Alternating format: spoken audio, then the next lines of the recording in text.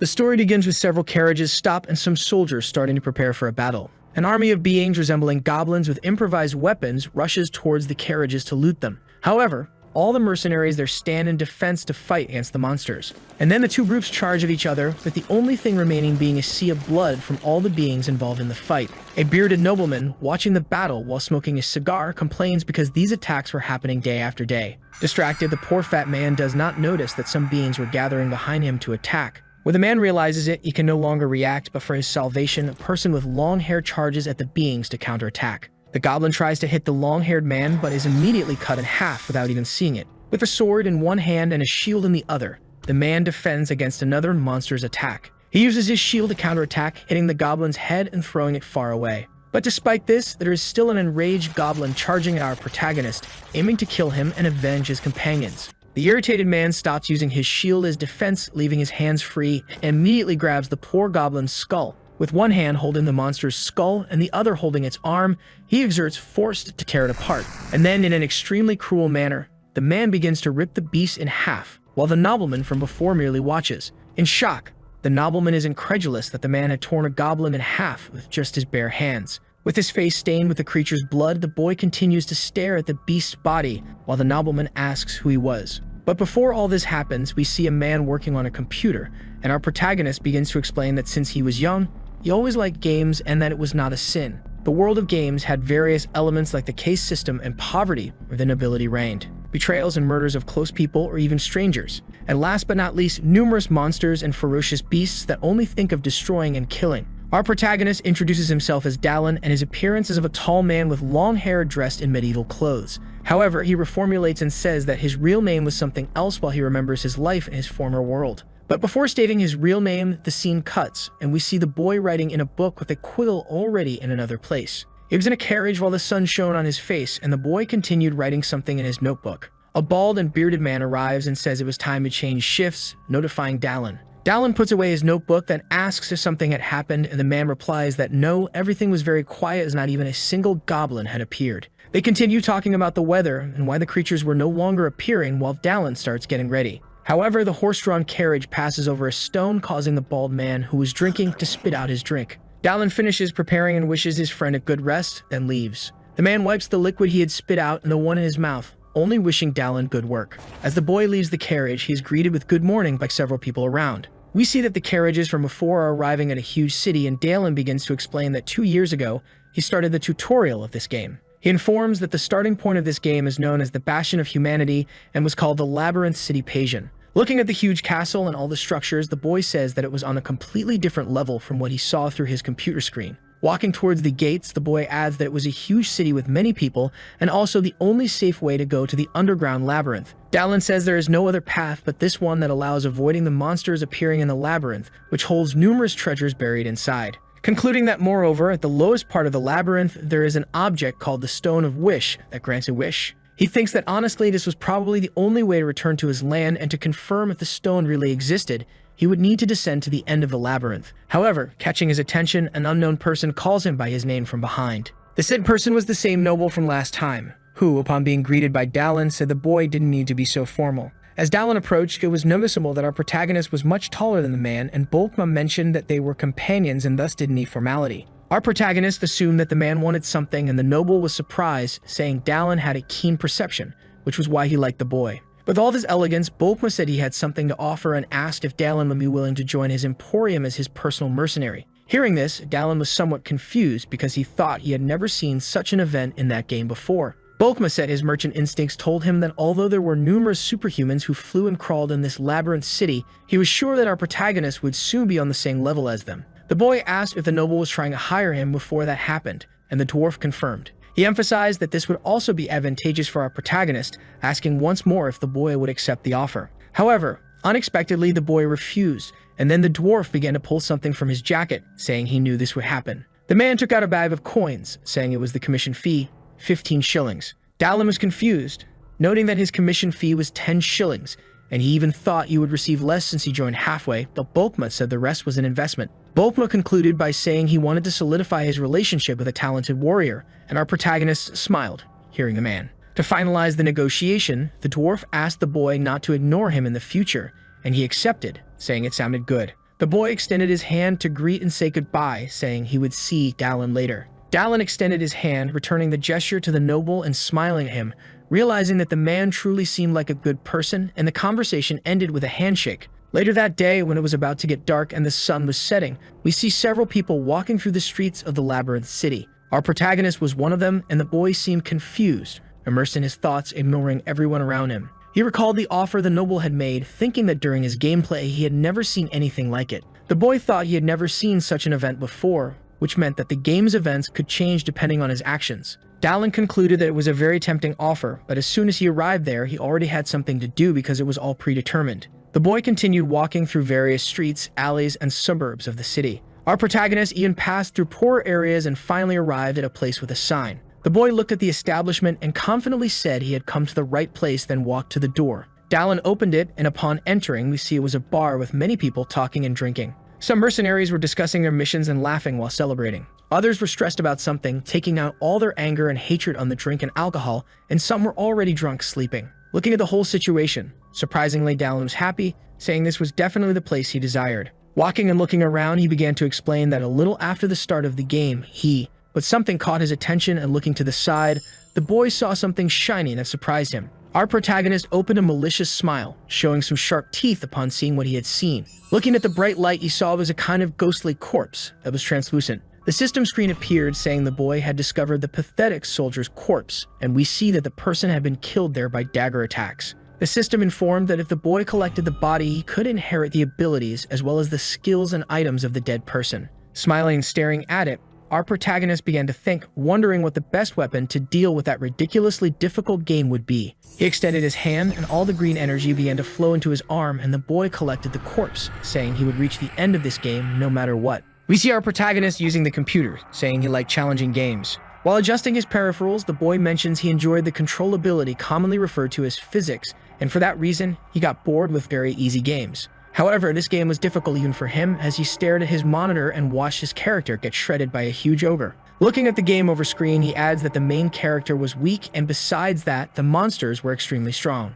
The world inside the game was heading towards ruin. Every allied NPC was either seduced by demons or busy trying to stab him in the back. Drinking energy drinks to stay awake day after day, he says he died about 100 times but was determined to see the end of this game one way or another. Then a system notification appears asking if the player would like to buy the selected items, giving the option of yes or no. Seeing this, our protagonist gets annoyed but says he would spend that money while wondering what kind of cursed game charges to reach the end. Then moving his mouse to the yes button and clicking, he adds that he would have uninstalled it if not for the amount of time he had invested in the game. But in his current life, the boy bangs a mug of meat against the table while sighing, saying he should have just uninstalled that game. Looking to the side, the boy stares at the translucent corpse on the floor while other people continue drinking in the bar. Still staring at the figure, the boy says that luckily he was sure other people couldn't see it. That was called downloaded content or hair, a feature where a new character could inherit the abilities of the main character who died in the last round. And for players who died hundreds of times, this opened up the possibility of infinite growth. Leaving some coins on the counter to pay for the drink he had consumed, the boy gets up saying there was just one flaw in that system. It was that he had to personally go to the place where a body died and collect the corpse yourself. As he stands up and faces the corpse, still hesitant and somewhat incredulous about everything that was suddenly happening in his life, the boy extends his hand. He uses the ability to collect the corpse, and then all the green aura that was around begins to move towards Dallin. Dallin starts being surrounded by all the green aura while observing all that happening to him. Absorbing the aura that surrounded him, his strength, proficiency, and everything he was entitled to begin to increase.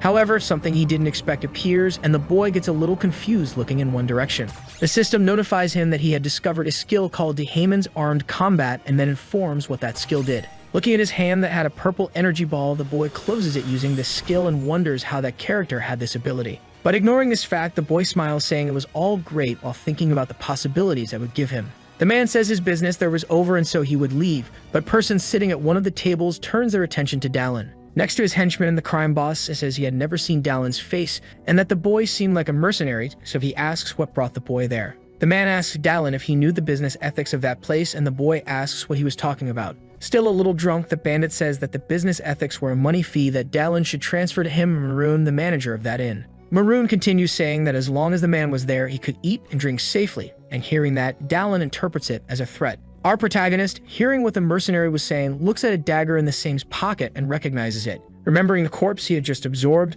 the boy recalls that this was the bastard who had killed him before. However, to the bandit's misfortune, Dallin says that unfortunately he had no money to give, and the man gets irritated asking if the boy really had nothing. Maroon imposingly goes up close to our protagonist, staring at him with a murderous aura. His henchman next to him, a muscular bald man, tries to go after the man, but Maroon stops him saying that it was alright and he would let Dallin go. The bandit questions Dallin if the boy had paid for the alcohol, and the boy confirms. Trying to act the good guy, the boy says the boy should go his way, and he would make an exception and let the boy go. Dallin calmly turns to open the door, not noticing that behind him, Maroon has an extremely psychotic aura. The bandit begins to draw his dagger, and with a threatening aura, charges at our protagonist. The boy seemed unaware of what was coming, only looking ahead as he was about to open the door. However, turning with an even more frightening aura, Dallin says he already knew about it and counterattacks the man. Outside the bar, people are going about their lives normally as they walk the streets that night. When everyone least expects it, the bar door opens and Maroon comes flying out from our protagonist's strike,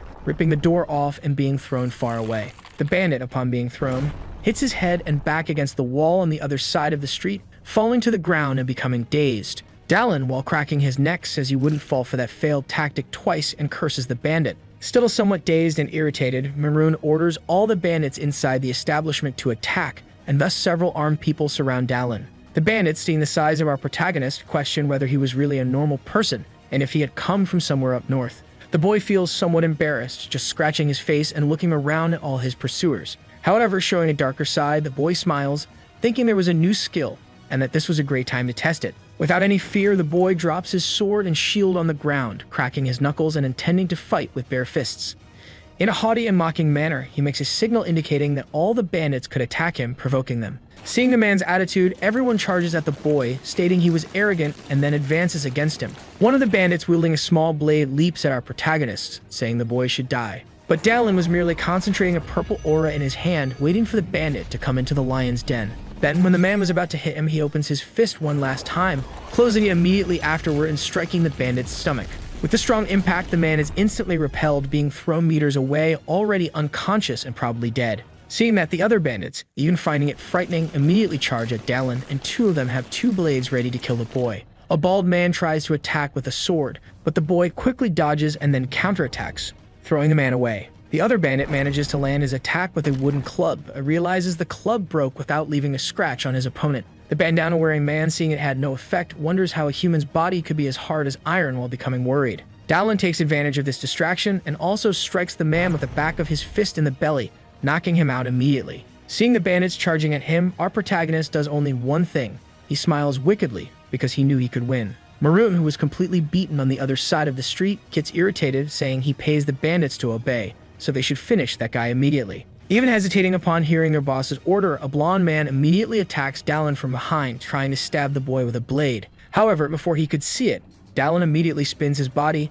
hitting his opponent's chin squarely with his heel. And while his partner fell to the ground, another bandit charges to attack the boy with a dagger. However, this time Dallin manages to defend himself just in time, creating a dust cloud that makes it impossible to see anything for a few seconds. When the dust settles, we can see that Dallin managed to catch the man's dagger with his own hands, injuring his fist in the process. Immediately, while preventing his attacker's movement, the boy retorts with a full punch to the guy's face, who wondered how he had caught the dagger with his hand. Upon receiving the impact of the blow, the man also goes rolling backward, meters away, already unconscious. Dallin seems unhappy, complaining that it was crap, also wiping the dust off his chest. Looking at the bodies of the defeated bandits around him, he explains he was only trying to grab the man's wrist. That must have happened because the skill proficiency was low. Seeing his stats, Dallin realizes his skill Dehaemon's armed combat had only increased by 1% proficiency, saying the game was damn hard. Looking back, a bald person appears, asking the boy what he had done, catching his attention. The bartender accuses Dallin, stating that the boy was beating people up in broad daylight, and that even if he was a mercenary, it was not allowed.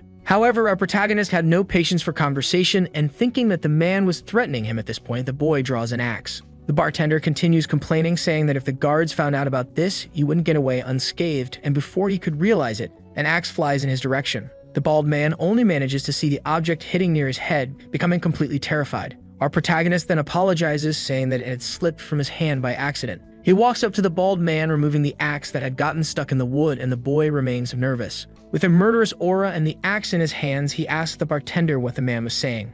At night, near a cabin, we see Dallin tossing a bag of gold into the air. The boy says that before threatening someone, you should know who your enemy is, and since the guy was the innkeeper, he had made a lot of money. As he walks through the city streets, he adds that with this, he could stay in a good place without worrying about anything. Already in a few meters away, the receptionist welcomes our protagonist, saying that this was the Sword and Shield Inn. The man asks the boy how long he plans to stay because this inn even offers discounts depending on his mercenary rank. Dallin then says he would stay for a week and pulls out his silver necklace from his pocket, informing that he was a silver rank mercenary. The receptionist explains that since he was silver rank, breakfast and lunch would be completely free, but dinner would be extra, and the price of the bowl was 7 shillings. Looking at the bag of coins, the boy feels somewhat disappointed, thinking that it was still expensive. However, with few options, he leaves the coins on the counter and then heads to his room, number 412. Upon arriving there, the boy removes all of his armor and weapons, placing them on his bed. The boy goes to the window to look at the moon in the sky and says that this was the true beginning because the most important thing before completing the game was survival.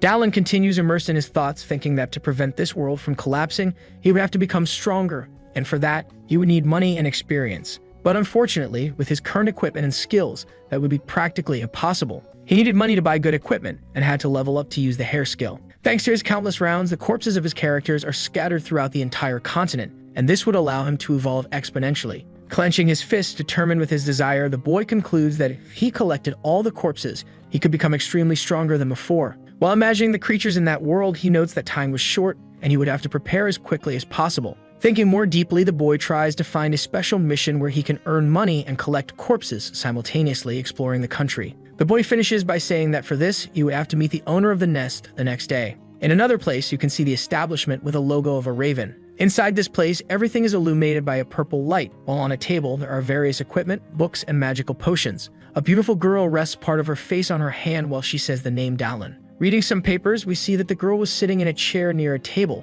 reading a specific paper with information about our protagonist. The next day, the sun finally rises, shining on the whole hotel and other apartments in the Labyrinth City. The man in charge of the hotel reception wishes our protagonist a safe journey, and the boy quickly leaves the place. Looking around and still a bit confused, the boy asks himself if he should go now or wait for a more appropriate moment. He starts walking through the streets and suburbs of the city, heading to the location he wanted to visit. After some walking, he finally sees the Raven logo and says it looks like he has arrived. Looking at the establishment, everything was completely run down, even overtaken by vines that were growing, and Dallin remarks that it was very neglected. Entering without asking anyone, the boy asks if there was anyone there, and it's possible to see that it looked like a bar illuminated by a purple magic crystal. Searching the establishment, Dallin notes that the door was open, but the owner of the nest didn't seem to be there. Something catches his attention, and he diverts his gaze to a door, saying it might be an uninvited guest. Behind the door, the same girl from the previous day was hiding the crossbow, and when the boy notices this, he says he has to clear up the misunderstanding. The boy goes to the door he entered and knocks with a secret code that only he and a few specific people knew.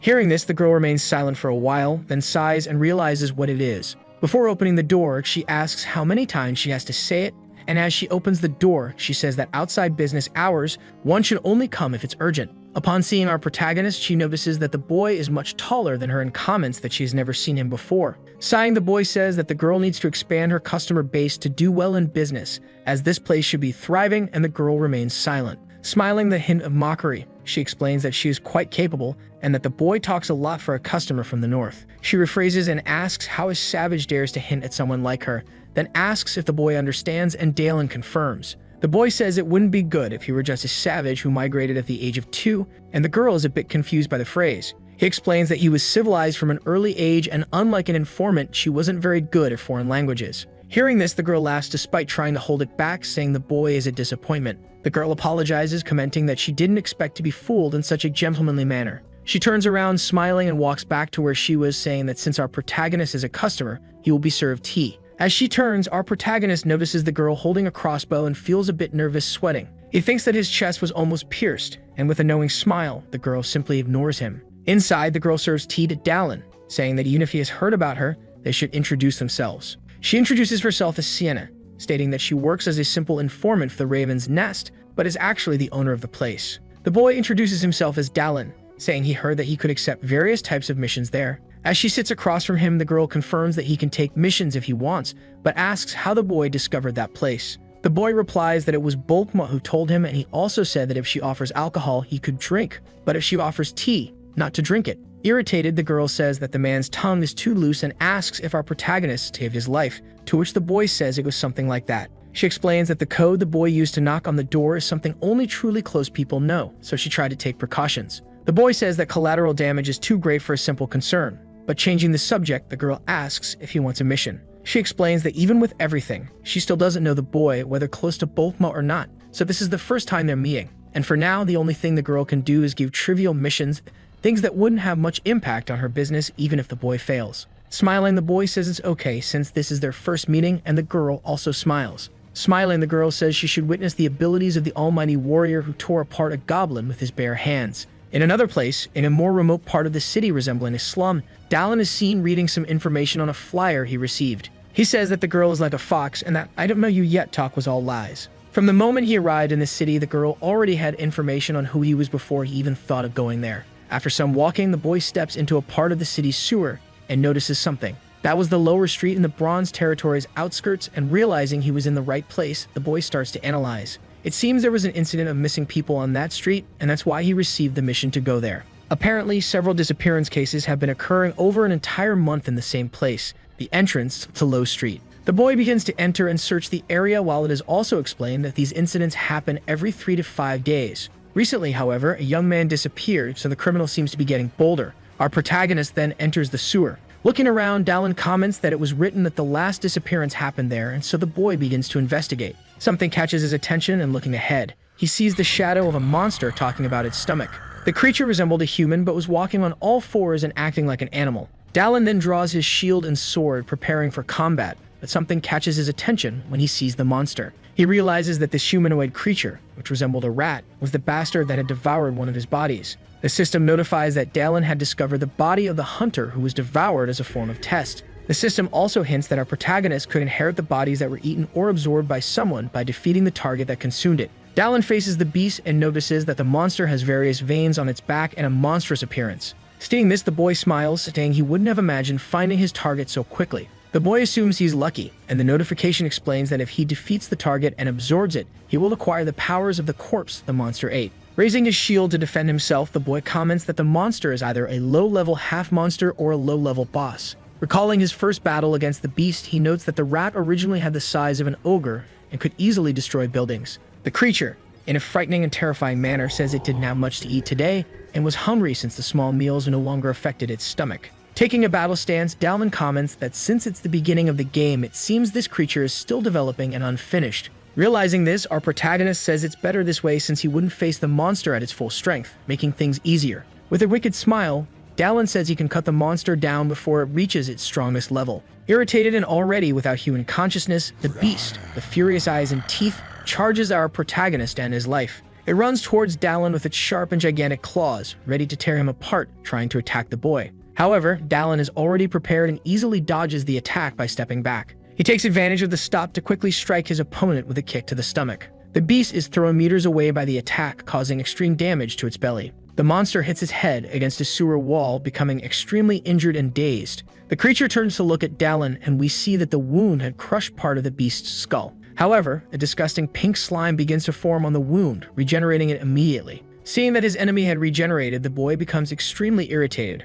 realizing the monster was still very strong. Quickly and without hesitation, the monster turns, ready to attack again, charging at our protagonist to kill him. However, without mercy, the boy uses his sword to try to cut the monster in half, but only manages to leave a wound in its stomach. The furious beast screams in pain while our protagonist realizes his attack hadn't been deep enough. Still groaning in pain, the half-human monster contorts, trying to hold the blood pouring from its stomach. Seeing his enemy kneeling before him, the boy raises his sword to finish him off and end the fight. Unexpectedly, with tears in its eyes, the monster begs our protagonist to stop because it was a person. Hearing this, the boy is completely confused, asking if the monster is okay now, and the person responds affirmatively. Crying, the beast says it didn't do it because it wanted to, while sobbing with tears streaming from its eye. He continues crying in despair, saying he didn't want to eat people and that a certain type of people put this beast inside him. Our protagonist asks who these people are. The monster responds that he doesn't know either and that they wore black robes and masks. The monster adds that these people used some strange potions and spells to transform him into this, and Dallin asks what the masks look like. Still crying over everything that happened, the beast explains that they were made of gold with a smooth surface and a large painted mouth. Hearing this, Dallin remembers something and says that as time passes, these people will give him more headaches. That's why he better be prepared to face them, and suddenly the monster starts to despair, asking how he could do this to people. The boy responds that it wasn't his fault, leaving the monster surprised and somewhat distressed. He adds that the people who turned the boy into that are the main culprits, so he doesn't need to worry. Dallin further states that he will make them all disappear, and for some reason, the monster starts to writhe. As he stands up, our protagonist thanks and sheaths his sword, thanking the monster once more. Still in tears and crying, the man says that those people fed him the flesh of his own daughter. And as the boy walks away, the monster continues talking about how they forced him to eat open-mouthed, consuming flesh, muscles, and intestines. But something changes in him, and his aura reverts to what it was, making him extremely aggressive and frightening, saying he is hungry. The beast lapses back into madness, and then tries to attack Dallin again, charging at the boy while his back is turned. Realizing what had happened, the boy bites his lips, becoming extremely irritated, and draws his sword. Before the monster could reach him, as an act of saving it from this suffering, the boy turns and uses his sword to finish it off. The beast's head instantly flies meters away while the half-human body falls into the sewer water. The system notifies that the boy had eliminated the monster that had swallowed his corpse, and thus he had discovered a new body. Dallin observes his former corpse and the monster's body lying in the water, cursing the world while the system asks if he wants to absorb it. We return to the raven's nest when it was already late afternoon and the sun was starting to set. Inside, we see the beautiful girl asking our protagonist if he had returned to the inn. The boy enters the place with an irritated and downcast expression, so the girl asks if he wants a drink. Without much conversation, Dallin throws a bag that was in his hands on the table, stating that he had captured the man they were looking for. The woman opens the bag and, seeing what was inside, has a disgusted look but says nothing. Seeing this, she realizes that tearing a goblin apart wasn't a lie and says she now has no doubt that Bulkma's words were serious after all. Santa takes a bag of coins from behind the counter and says that anyway, he did a good job and thus pays the 15 shillings.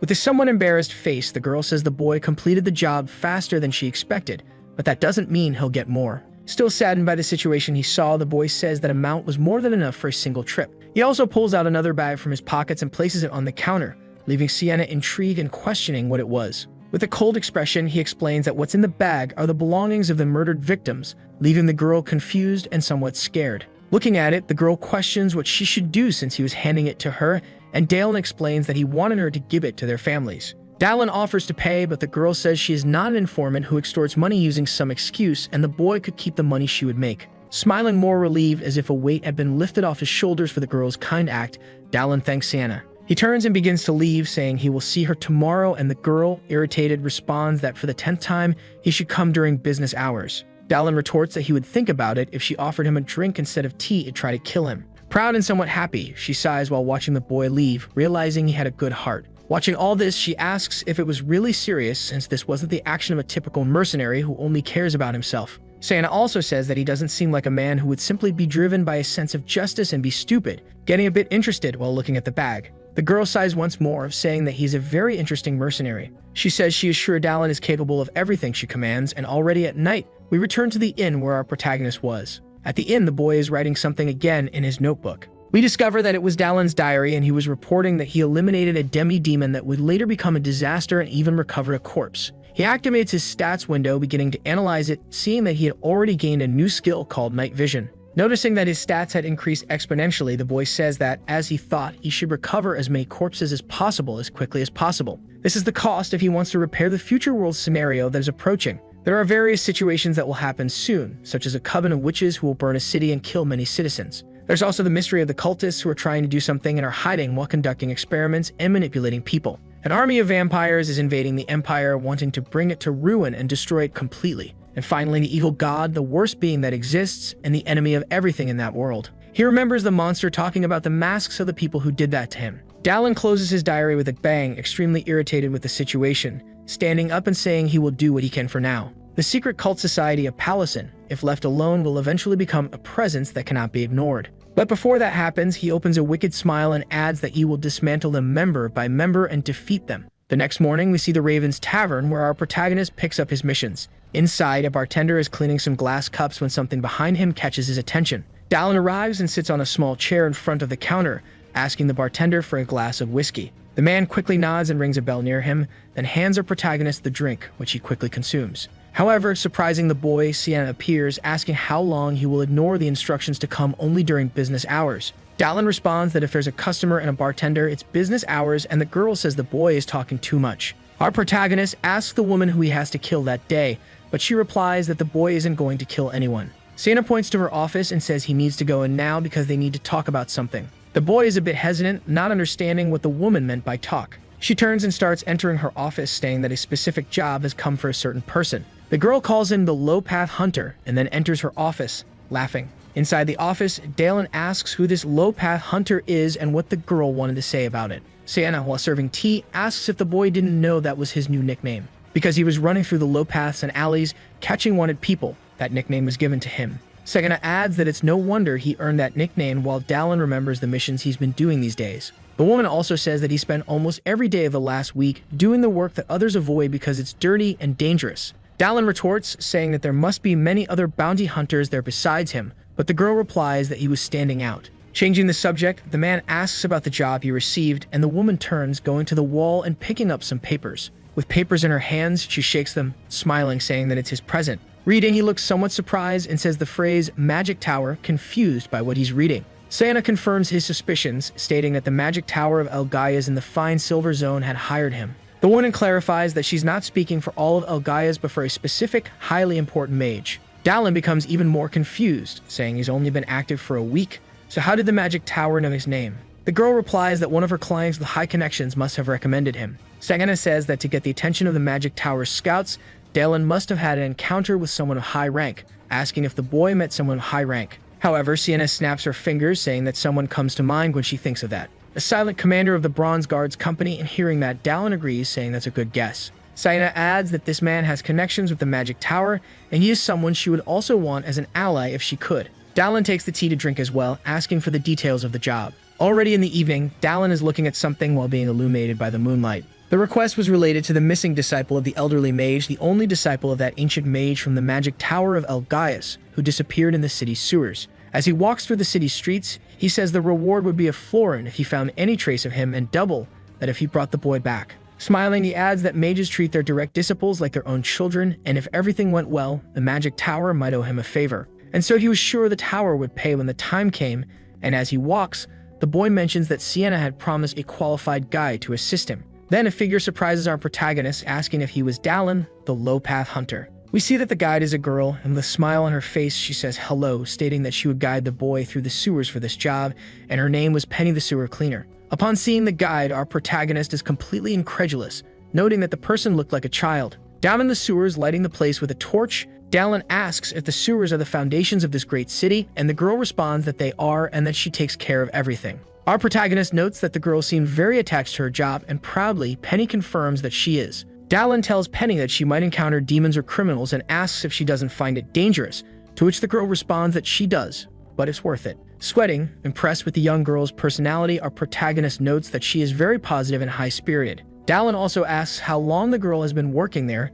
and Penny replies that it has been about 3 years. As they walk, Dalen is impressed, noting that most people don't last more than a year in that job, so the girl is a veteran. For a moment, the girl stops and says they are close to the spot marked on the map. Hearing this, Dalen diverts his attention and, looking to his side, asks if the young mage disappeared there, and the girl confirms. Then it's possible to see a vast area in the sewers filled with sculptures and unknown corners. As our protagonist explores, he notes that the missing disciple is from the Magic Tower of Elgaias, who are earth mages, so the underground sewers are advantageous for them in a fight. If he was a direct disciple of the ancient mage, the boy must be highly skilled, and for someone of his caliber to be kidnapped. Then the person responsible must be that guy, as the boy looks idly in a direction, thinking and imagining someone we don't know. This person was one of the biggest nuisances among the cultists, and when he fully develops, he will be called a one-man army. However, this person is still far from the completion of his powers, and for the sake of the future, Dalen should kill him now. As he walks through the sewers, looking at the water under his feet, the boy sees a shining object and notices something.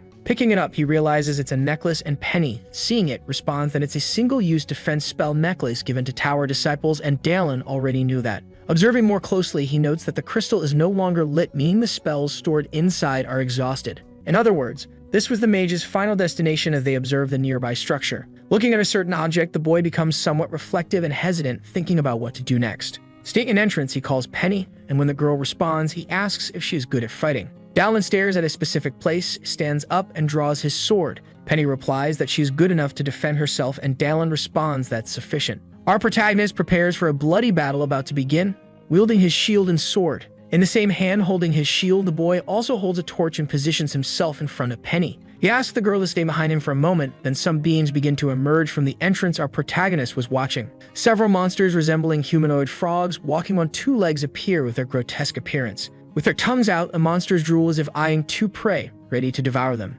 Seeing this, Dalen calls the creatures frogmen, noting that even though they are lower-level monsters, they have high intelligence, making them difficult to combat. Looking back, Dalen sees Penny wielding a knife in a combat stance and nodding, realizes he has nothing to worry about. However, immediately some frogs charge at our protagonist, aiming to kill him once and for all and accomplish their goal. In reaction, right after seeing this, Dalen positions his sword for an attack. As soon as one of the monsters gets close to him and is about to attack, the boy swiftly cuts it in two before the monster can react. The other two creatures, which were behind the fallen beast, also move to attack, intending to use the moment when Dalen is distracted. However, with extreme ease and coldness in his eyes, the boy also cuts the two creatures in half, killing them instantly. Penny, however, is startled, making a face and staring at something in front of her, asking Dalen to look immediately. As Dalen pays attention ahead, he notices that one of the creatures is starting to come with a certain tool to attack. Not only that, but an army of frogmen is coming from the entrance, ready to kill Dalen and end his life. While wiping his face from the blood of one of the beasts, the boy starts to laugh,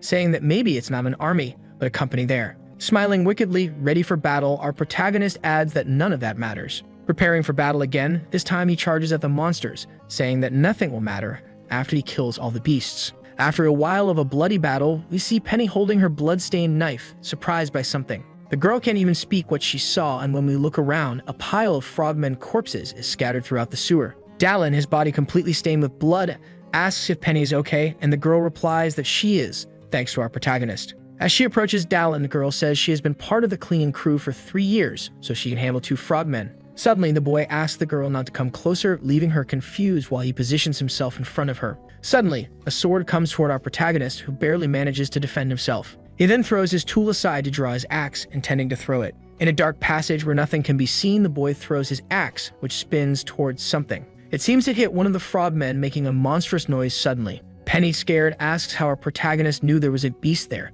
and he explains that monsters become more ferocious when hunting humans. Actually, the man was using his night vision ability, allowing him to see in the dark, and he notices that only 2 remain, with the last one fleeing. Penny asks what they should do, and Dalen explains that they will chase the monster since its lair is probably not far away. The woman, staring at our protagonist, feels somewhat embarrassed, saying he is extremely incredible. Dalen, noticing the girl had stopped walking, nudges her, asking what she's doing since they should go immediately, and the girl agrees. After a long walk, they reach a hidden room with a throne. Penny, still a bit scared by the situation, leans a little on Dalen and nudges the boy, pointing out that someone is sitting on the throne they are seeing. On the throne sits a mage holding a staff imposingly, and Dalen notes that it's the first time he's seen the boy in person. The pagan mage expelled from the magic tower, Derek, sitting on his throne, asks who our protagonist is and if he is the one who touched his experimental sample. Dalen thinks that the pagan mage was one of the bosses who gave him an unforgettable death, and the boy confirms to Derek that he was the one who killed the rat man because he was taking a stroll.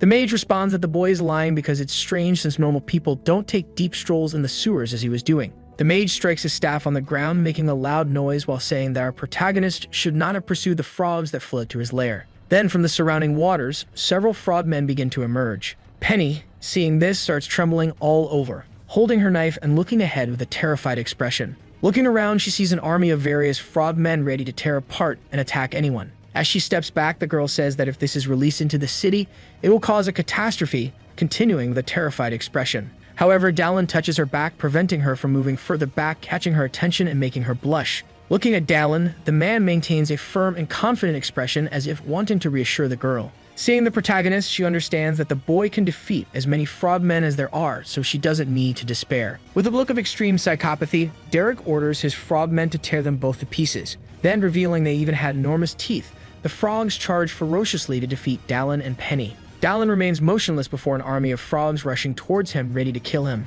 Holding a blood-stained sword, the boy asks Penny to stay behind him while he fights. The boy starts walking towards his opponents, reassuring Penny that he will finish this quickly. With a cold expression, Dalen states that if the conjurer dies, all the frogmen will die as well. Observing hundreds of these creatures coming at him with only a shield and a sword in his hands, he says there is only one answer. Swinging his sword with fluid and rapid movements in one direction and another, the only thing visible is the splatter of the creature's blood. One of the frogmen, about to attack Dalen, only sees his arm being cut off, groaning in pain before he can react. Still with a cold and frightening expression, our protagonist begins to shred several frogs while saying he would kill everyone in the way to get to the summoner. With just one step for momentum, the boy leaps forward, passing and eliminating several frogs without giving them a chance to react. After dashing forward, one of the frogs comes at him, opening its mouth and revealing immense sharp, pointed teeth, ready to devour our protagonist. However, quickly, with a look of disgust at the sight, the boy splits the frog's jaw in two, preventing it from attacking him. As he lands on the ground, several frogs surround the boy from all directions,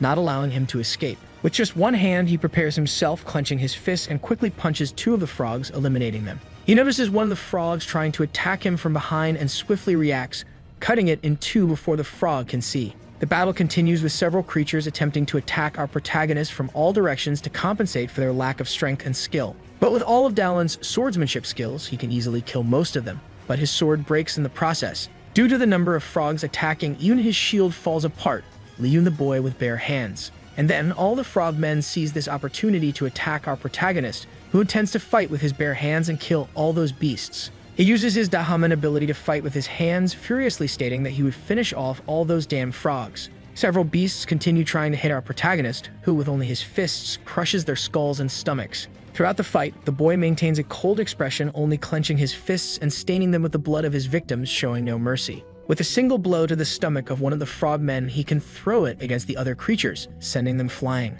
Derek the wizard, upon seeing this, is terrified, seeing that the boy was very powerful and seems psychopathic. Seeing his summons being torn apart by a man with bare hands, he wonders where such a monster had come from. Looking ahead, the pagan wizard does not notice Dalen advancing towards him with an axe in his hands, ready to finish him off. When he realizes it is too late and even trying to defend himself with his staff, he fails. A purple trail of energy can be seen moving from top to bottom, following Dalen's motion with the axe. After the dust settles, we see that our protagonist has landed a full blow to the pagan wizard's skull, who still utters his last words. Seeing that he had accomplished his goal, Dalen sighs in relief, realizing that everything was over. A notification appears with the wizard's death, indicating that he had discovered the body of a mercenary who had become a pagan wizard. Our protagonist remembers the moment he fought and was absorbed by Derek, who had dragon blood in his body and was used for experiments. Dalen adds, saying that thinking about it now, that scene was extremely horrific, cursing the corpse lying before him. Then the system asks if he wanted to absorb the body to acquire its skills and stats.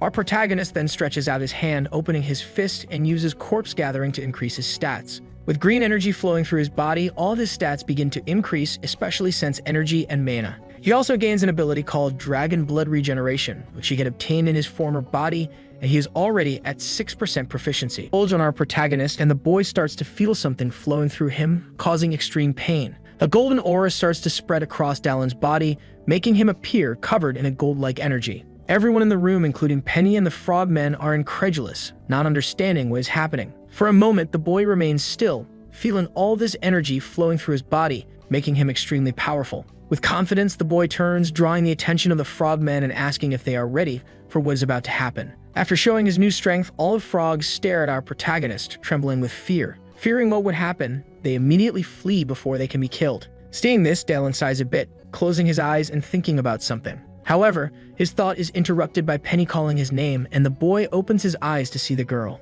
The boy walks up to Penny, saying he told her to stay away, and she runs, asking if Dalen is okay. A bit frightened by everything that happened before her eyes, Penny asks if the boy is really human, and the boy asks what she means. Penny starts to say that even though the boy is human, not everyone is like Dalen, as he killed dozens of frogs with just his hands. Dalen asks what she thinks about something, and the girl doesn't understand the question, asking back why he suddenly asked that. Our protagonist responds that he only asked because he had nothing else to say, and the girl agrees but says she wanted to say something. Embarrassed, touching the tips of her fingers, she says that even though it's the first time they've met, he is different from all the other people she has known. Extremely shy, the girl says that being near him makes her feel he could do anything. She says she doesn't care if Dalen is human or not, as what matters is that the boy is himself, but Dalen interrupts, asking her to wait. With a slightly embarrassed expression, the boy says he wasn't talking about her thoughts. He wanted to know what she thought about where the pagan mage hid the hostages, leaving the girl completely red like a tomato. The girl gets irritated, saying that if he doesn't explain what he's asking, she won't understand.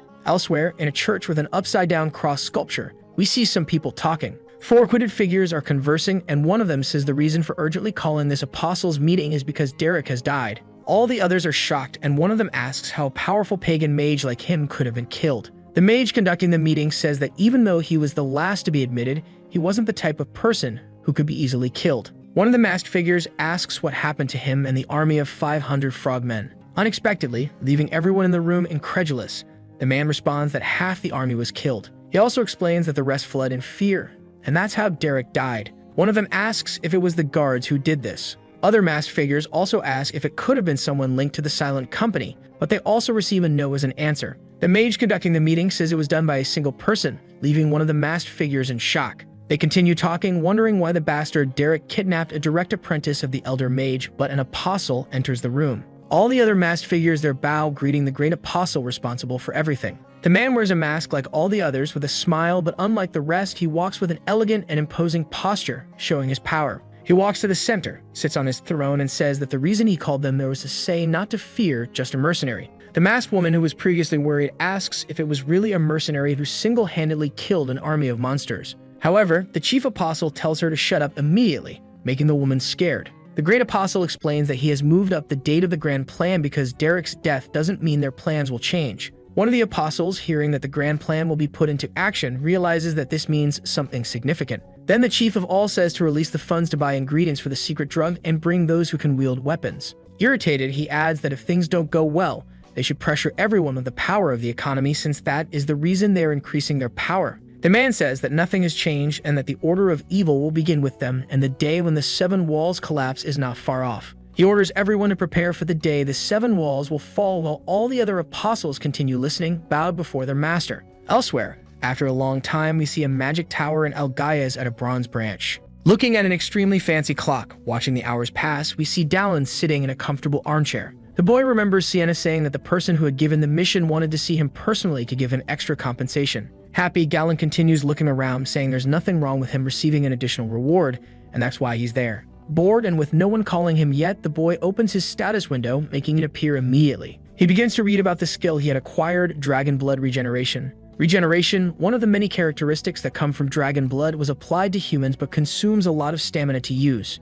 In the sewer, he slept for a day as soon as he returned from the mission, and it seems he doesn't have full dragon blood in his body, only partially. The boy calculates that it would be impossible to use that skill continuously in a fight without exhausting himself completely. Suddenly, a man with red hair and a large beard enters the room, saying he had kept the guest waiting unintentionally. This person was Felver Valentino, the ancient mage of the magic tower of Algaias. He apologizes as it has been a while since he was last at the magic tower, so he had to catch up. Felver says he will ask for a cup of tea and asks if Dallin would like some, to which the boy replies yes. The ancient mage says something, but our protagonist immediately ignores it, starting to smell something he hadn't smelled in years. He smells coffee, and upon looking at the cup, he realizes it's really what he was hoping for, becoming completely happy to see it. The boy starts drinking it immediately, loving it, and then the noble elder says that based on the boy's appearance, he didn't expect him to like tea. While drinking, Felver, the elder, comments that if it's okay with the mercenary, he will send a bag of beans to the raven's nest, and the boy agrees, thanking him.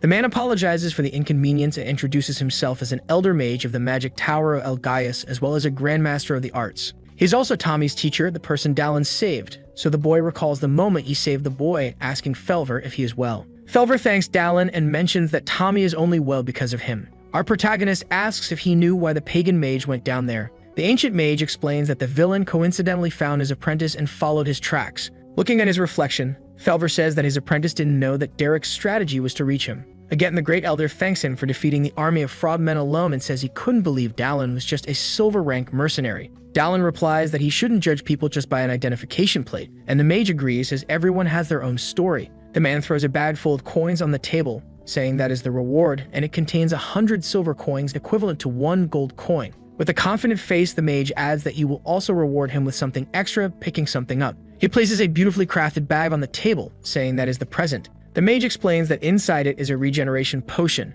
and he thought that since our protagonist is a sword-wielding warrior, it would be useful. But the mage adds that he thinks Dallin won't need it anymore since he has dragon blood inside him, making our protagonist startled. Seeing Dallin's reaction, the mage quickly asks the boy to calm down as he's not there to threaten him, but to make an offer. Irritated and almost ready to attack, the boy tries to calm down, asking what the mage's offer is. Felver, with a completely different face and posture, offers our protagonist the chance to choose a different reward. At sunset, after a long conversation, we see Dallin leaving the place. He remembers Felver saying that the boy chose the right thing, so Dallin says that it's probably better than the potion. As he leaves, our protagonist remarks that he never imagined that the mage was so skilled that he could even recognize dragon blood in his body. Our protagonist also recalls the moment he finished fighting the mage and saw his axe shattered. Dallin feels somewhat sad as it was his last tool since his sword and shield were also destroyed. Penny notes that he can't do anything more with those and says Dallin needs to buy new ones, catching the girl's attention. A bit embarrassed, the girl says her uncle is a blacksmith and asks if Dallin wants to visit him because since the boy is special,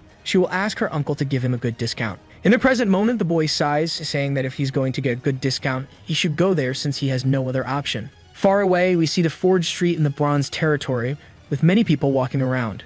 As he walks and looks around, Alan says he thinks the girl gave him that location, but he isn't sure. However, he hears someone shouting for help, and when he looks in that direction, he is confronted with an unbelievable sight. He sees someone being thrown out of the forge Penny had told him about, hands tied behind their back. Inside the forge, a blonde man had thrown the person out after kicking him, saying the old man was screwing everything up. The blacksmith begs them to leave his niece Penny alone and curses the bastards. Seeing the situation, Dallin realizes what's happening and notices that the man is the girl's uncle. The man who was assaulting the blacksmith leaves the forge, saying that the man should have repaid the interest on time. The blonde thug says that if the blacksmith doesn't have money, he could use his niece to pay the debt, causing Penny to despair. Trying to get up, a bit hurt from the fall, the blacksmith tells the thug that if he continues saying those things, he will make him pay with his mouth. Our protagonist watches the fight from afar, observing the entire situation and realizing something. The blacksmith Penny mentioned is named Leveron Araquin, a well-known mithril refiner. Our protagonist explains that by the second half of the game, this blacksmith develops exponentially and creates the greatest weapons for humanity.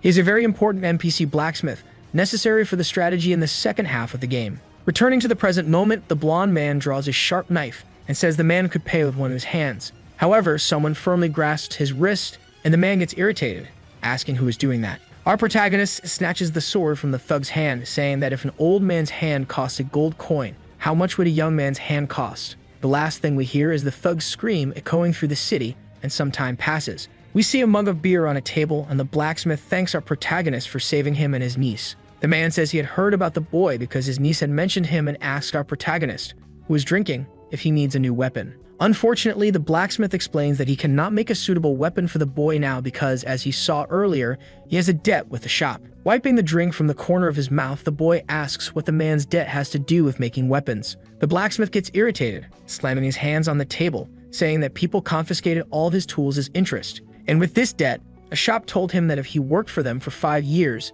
the debt would be paid off.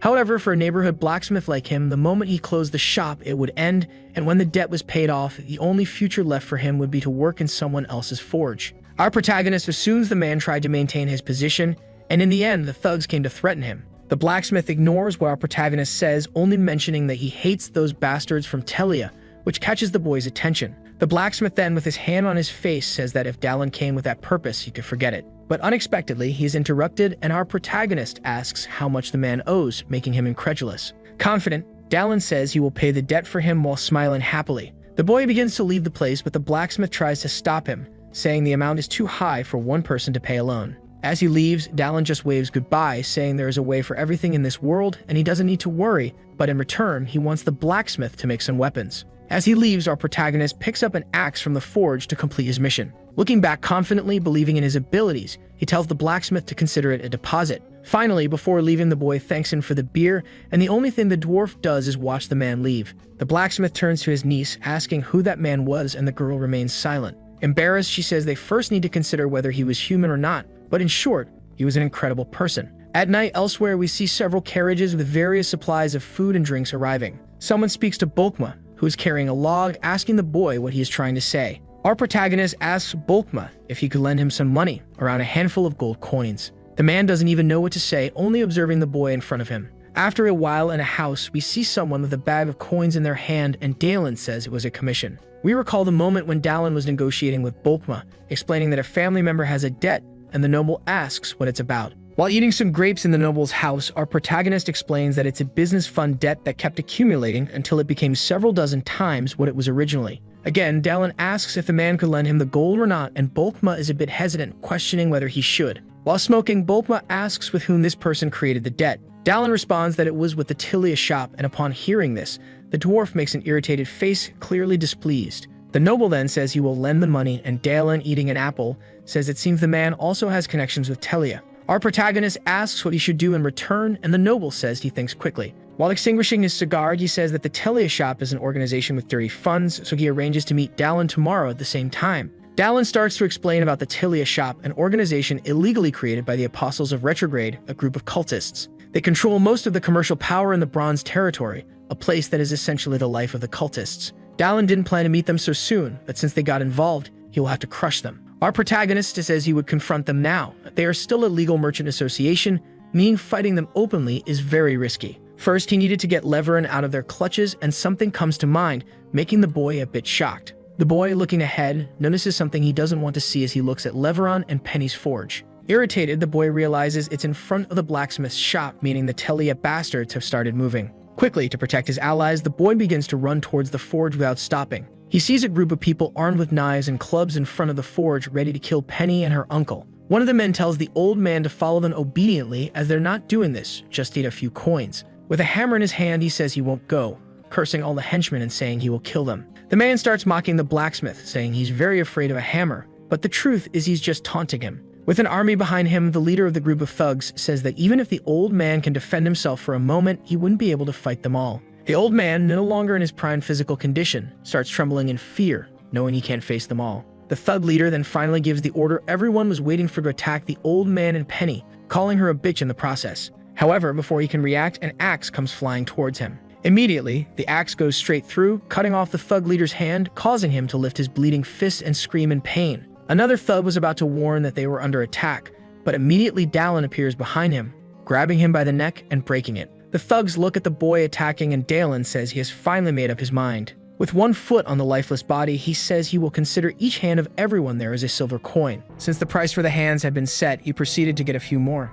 His armed combat skill had been activated. The first face struck by his fist was crushed like a stomped soda can. The next in line received a punch to the stomach to reflect on his conduct. The third one, even armed with a sword, couldn't defend himself. There was nothing those fools could do. Even so, those who hadn't been beaten yet tried to react somehow. But they had no success. Since they were numerous, one of them said not to be afraid because their attacker was unarmed. He heard this with a smile on his face because he didn't need to be armed to handle them. As soon as they arrived at the place, they were shocked by the scene. The street now had a grim decoration with unconscious bodies lying on the ground. A bystander crawled away in fear, saying they had been attacked by a monster. His neck was stepped on, preventing him from crawling further. With his foot so close to the man's head, he finished the job. The two who had arrived wanted to know who had taken down the fools. Without answering the question, he tossed them a sack containing 26 coins. But the man couldn't believe this young man had done all this for him.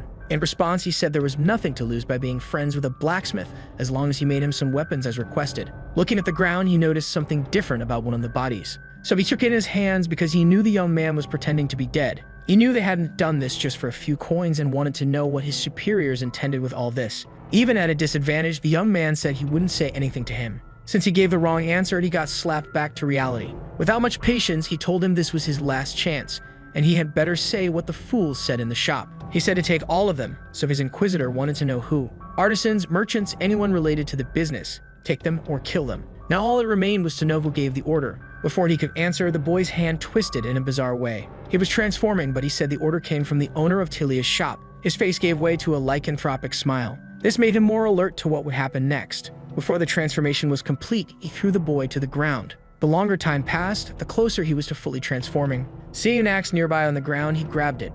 Now that creature was just a body without a head. The blacksmith didn't know what it was, but he heard from the man that it was a half-monster. Apparently, they could now use semi-monster transformations in real life, a faster development than he had expected. As he was leaving, he told them to go inside, lock the doors, and stay there for a few days, but the blacksmith wanted to know where he was going. In his memories, he knew Tilia's shop hid repugnant things. He was headed to Gallius Emporium because he thought they were targeting one of his wealthy clients. Once he was done there, he would return to get his armor and weapons. In a room, a large chandelier lit the space. He thought it must be a coincidence that even Dallin had gone to speak at Telia's shop. They had always been suspicious, but he had learned that lately, they were buying a lot of goods. It seemed they were preparing for something big, more than just business. That's when he remembered the man asking what he'd like him to do in this situation. But he would leave the details for when he showed up again. Having coffee as the first activity of the morning was certainly wonderful. It didn't take long for him to be startled by someone suddenly entering through the window. It was Dallin, who had arrived in an extravagant manner. He didn't know why Dallin had arrived so suddenly,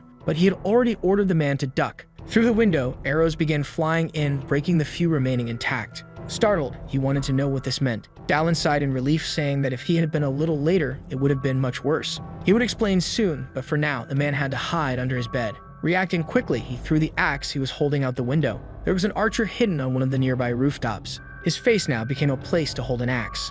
As he left the room, he ordered the man not to leave until he returned. Dallin was quite happy because he would gain some experience now. The man heard what he said but understood absolutely nothing. He jumped out the window toward the nearest roof. Beside him was the small body of the archer who had tried to hide. In the axe holder was a white mask. He looked around to get a sense of his surroundings. There were several of these men with masks on their faces. They began to appear in numbers on the rooftops. This was their main military force, white and gold masks in motion. This indicated they wouldn't just stand by and do nothing. Preparing for what was to come, he gripped the axe in one hand. There wasn't much time left before their grand plan would be put into action. A projectile flew in his direction. With skill, he used the axe to defend himself. Standing still wouldn't help, so he started to move. Before him were already a few of the fools who looked surprised. They tried to attack him in vain, but what they threw at him only hit the image he left behind. The first axe strike landed perfectly. It didn't take long for him to be close to the next one. This time, the axe brought about a separation of head and body. Now only 3 were left, and another projectile came his way. Once again, the axe was useful as a tool of defense.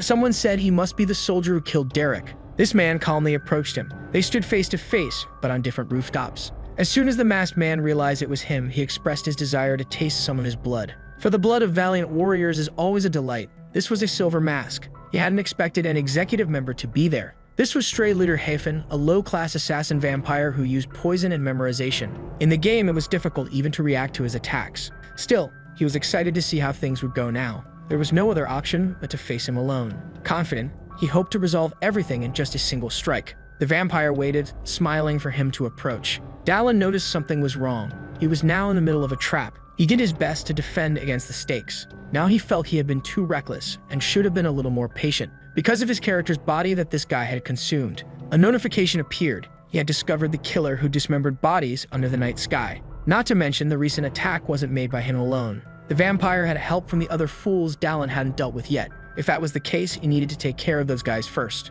Attacking, the vampire said he was growing impatient because he already wanted Dallin's blood. The henchmen attacked in unison, just like the crossbowmen on the other side. Dallin found himself surrounded on all sides. With exceptional mastery, he disappeared and was already upon some of them. His axe found the first of many targets. There was no time to waste in this situation, and his attack continued. His strikes were precise and lethal. The long-range shooters were no longer breathing, leaving only the others. He then prepared to throw his axe toward them. Without time to react to the speed of the attack, one had already been hit. Preparing to finish them off, he used his combatability. As quickly as his axe advanced toward them, it had no trouble taking them down. The survivor of this strike called him a monster. Dallin was relieved that only one of them remained now. Without patience, he let his axe sing. However, he noticed an attack coming from behind. He had to defend immediately, using the axe to stop the projectiles. But what he didn't expect was for poison to come out of them. Realizing the gravity of the situation, he tried to move away from the smoke immediately, but he was already poisoned. The vampire said that a simple human couldn't resist a deadly poison. He hadn't used it earlier because of his companions, but now with only one of them alive, it was a reasonable loss.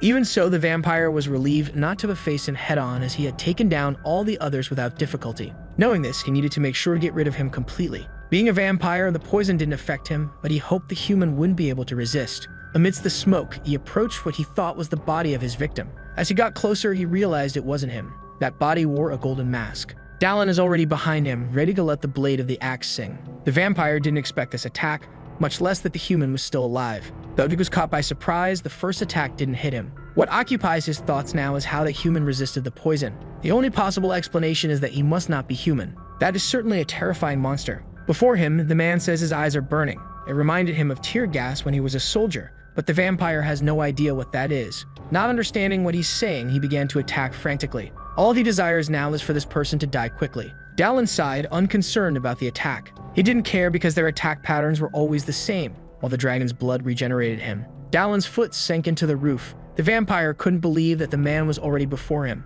Worse than that, his throat was now in the palm of that monster's hand. With him immobilized, Dallin asked if the vampire would like to say his last words. He finally asked him how he survived the poison, which is lethal to humans. The vampire shouted loudly that it was impossible. Dallin told him he was talking too loud and crushed his throat. Luckily, it was a low-class vampire. If it had been higher, he would have turned into a bat or shadow and escaped. With that, he found a body that had perished trying to take down the vampire. The system wanted to know if he wanted to collect the body, so if the body was collected by him, With that, he inherited the vampire's abilities, plus 3 in strength and jumping skill. Still in the house, the man was terrified because he never imagined he would be the target of an assassination. Even worse, in broad daylight, he remained in the room, holding a sword. Looking out the window, he tried to calm down because his head was still attached to his body. Contemplating the scenery, he wondered if it was all just a dream. Whether it was or not, it was wise to call his guards just in case. Preparing to open the door, he hoped Dallin was still alive. A loud noise erupted behind him. He turned, ready to defend himself.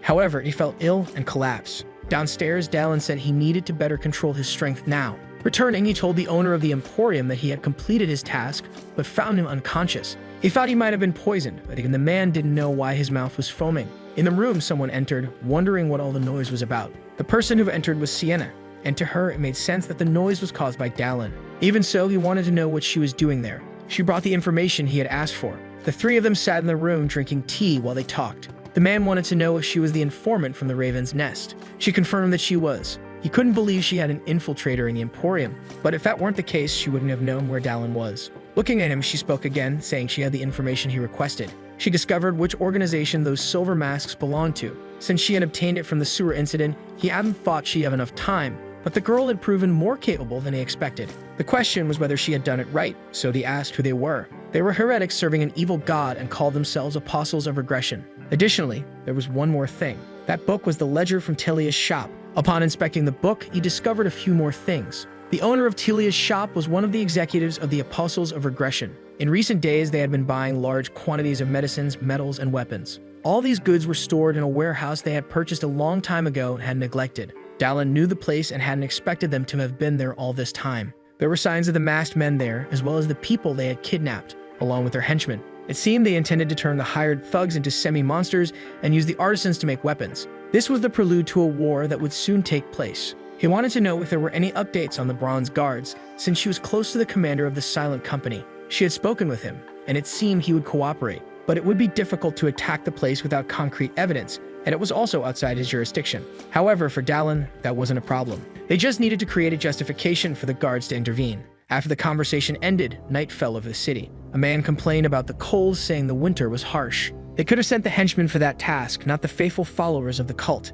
Even so, they were there standing guard at that building. His companion told him to stay quiet because if a golden mask heard that, he would be killed. The apostles have been working hard, and the grand plan will soon be put into action. Without warning, his companion fell to the ground. He had no idea what was going wrong, and Dallin was already behind him, much to his misfortune. Standing before the young man, Dallin wanted to know more about those white and gold masks. After all, he had killed them all. Hearing this, the young man was incredulous. Without waiting for his reaction, Dallin struck him. Thus, there would be no resistance from those 2. Besides them, there were a total of 30 people there. Many were on the rooftops and in the alleys of that place, but most of them were already unconscious, so there was no one left to stop his attack now. He jumped from the roof and headed for the ground. His descent was perfect and silent. There were no addicts or beggars on the street at this hour of the night. It's possible they had been captured and monstrified. Since they accelerated the plan, they no longer feared staying in the shadows. In the morning, he received confirmation that the Bronze Guards would assist them in this matter. The plan was simple: invade the building, deal with the enemies, and start a fire.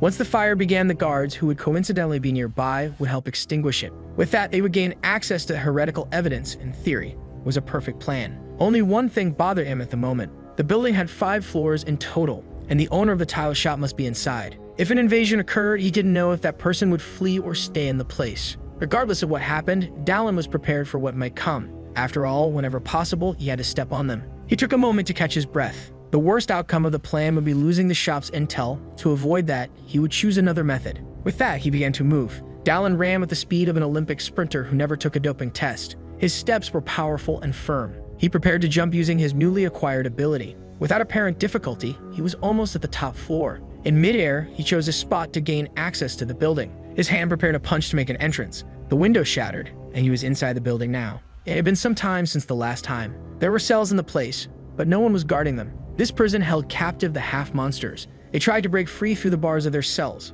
but without success. Seeing all of this brought back unpleasant memories. A man said Dallin was making too much noise and that he and his apostles had witnessed the presence of God. However, it was the first time he doubted what his eyes were seeing. He wanted to know if Dallin had cast a spell. This was Achilles, the owner of the shop. Dallin said he didn't know much about spells, but as a rich man, Achilles could go to the doctor to get his eyes checked. The battle between the two began. At first, they both seemed evenly matched in skill level. Though Dallin was good, Achilles countered in equal measure. Their blades clashed and sparks flew from the impact. He knew Dallin was stronger than an ordinary man. It wasn't for nothing that the other apostles had perished in his hands. If someone told him Dallin was a giant, he would believe it. Dallin didn't seem pressured now and pushed him back with a single blow. Achilles caught his breath and remembered that the Grand Apostle had a reason to hasten his plan. Faced with this, he needed to get rid of the obstacle in front of him. So he began to chant a dark incantation. Dallin seemed to recognize the spell. A red aura formed, and it looked like he was awakening the half-monsters in the place. In the cells, the monsters were growing stronger, as if they were drinking some juice.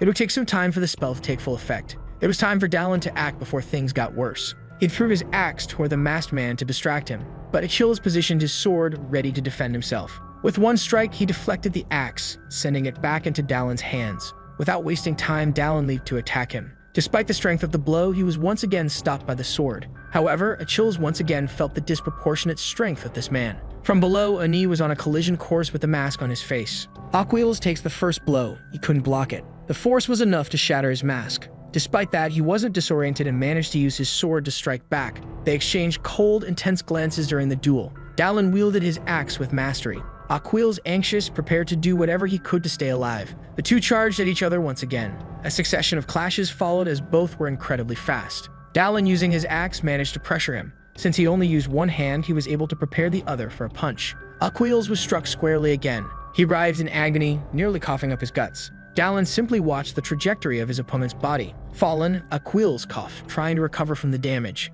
That should have been more than enough time. Then he said, Anaxitarian, and bluish flames appeared behind him. The half-monsters in the area seemed more and more out of control. But as the flames rose, they appeared to fall under control. For a brief moment, calm reigned until the monsters began to go berserk again. They broke out of their cells. Dallin waited for them to get a little closer to him. The system notified him that he had discovered a mage who used a body's sword. It was a great opportunity since experience and bodies were coming his way. The monsters swarmed him. They did everything they could to keep him in the middle of them. But what emerged from the swarm were countless cuts. Achilles watched in disbelief, unable to comprehend that Dallin wasn't even tired. His armor, hidden beneath the tunic, had been destroyed by that man's fists. Looking at him, Achilles thought about what else could be done. Holding his sword, he knew there was only one way to take down such a monster. He needed to set an ambush while Dallin was distracted, fighting the monsters. He would use a skill he learned in the Order of Knights, where he put everything from his past into it. In his current state, there would only be one opportunity. He waited for the right moment. Finding an opening, he advanced through the monsters to strike Dallin.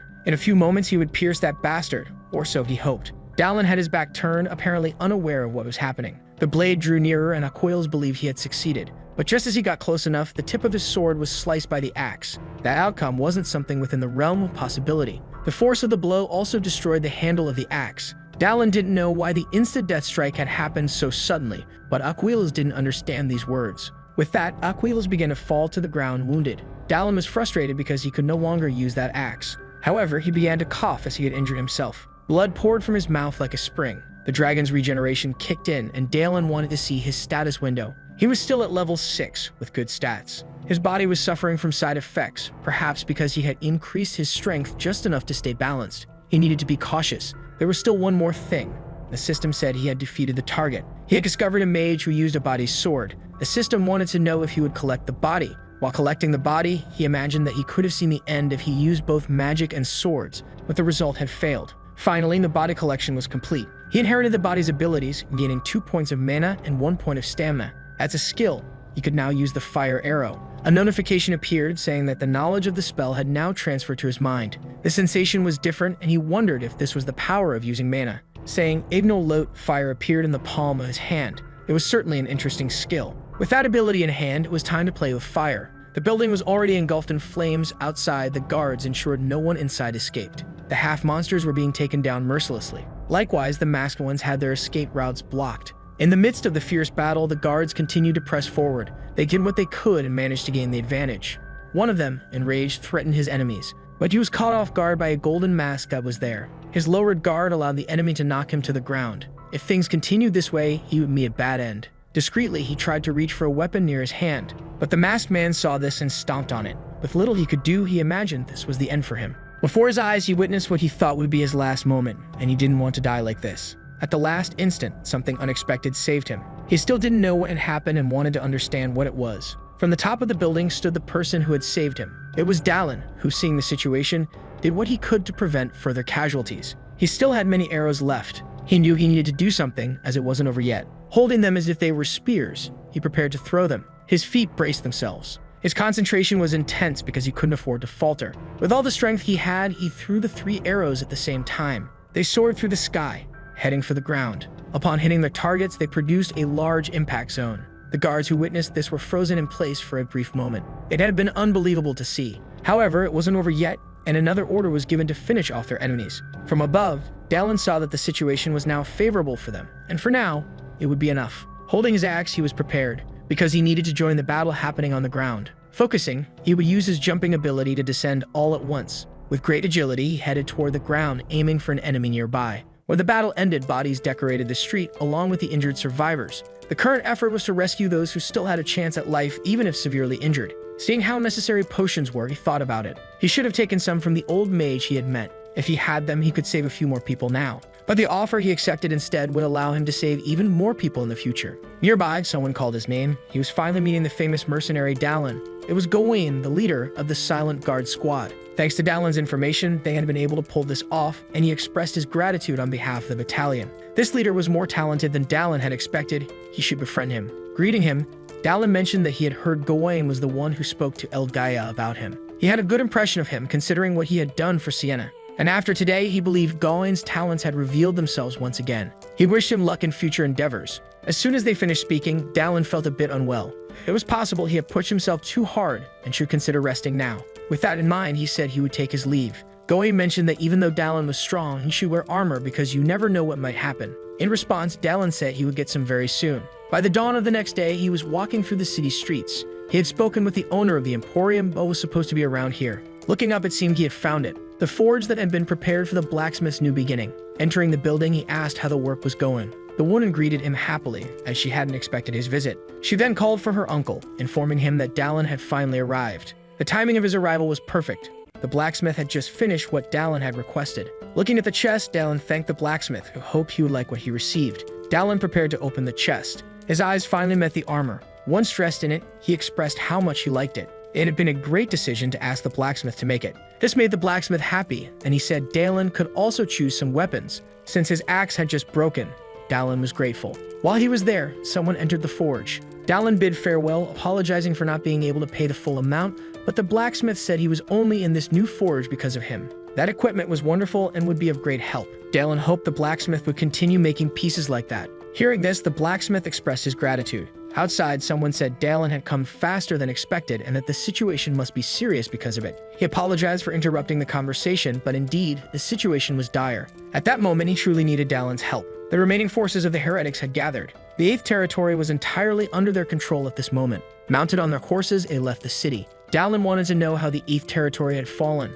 There had been evidence of at the tile shop, and they had discovered where their fortress was located. When they joined forces to enter, the heretics had already fled. In the 8th region, they had a hidden refuge. No one had expected the attack, and that's how they managed it. They almost did manage to establish a defense perimeter in the region. All the forces gathered in one place. Events different from those in the game were unfolding constantly. Something like this happening just 2 days after the attack on the shop. But this wasn't entirely bad. If things were changing, it meant they were moving further away from ruin. He definitely couldn't miss this opportunity. At the Bronze Guard's fortress, they were gathered. A hand slammed on the table, furious. The chief guard of the 7th territory said that if they entered there, they would be annihilated, and he wanted to know who would take responsibility for it.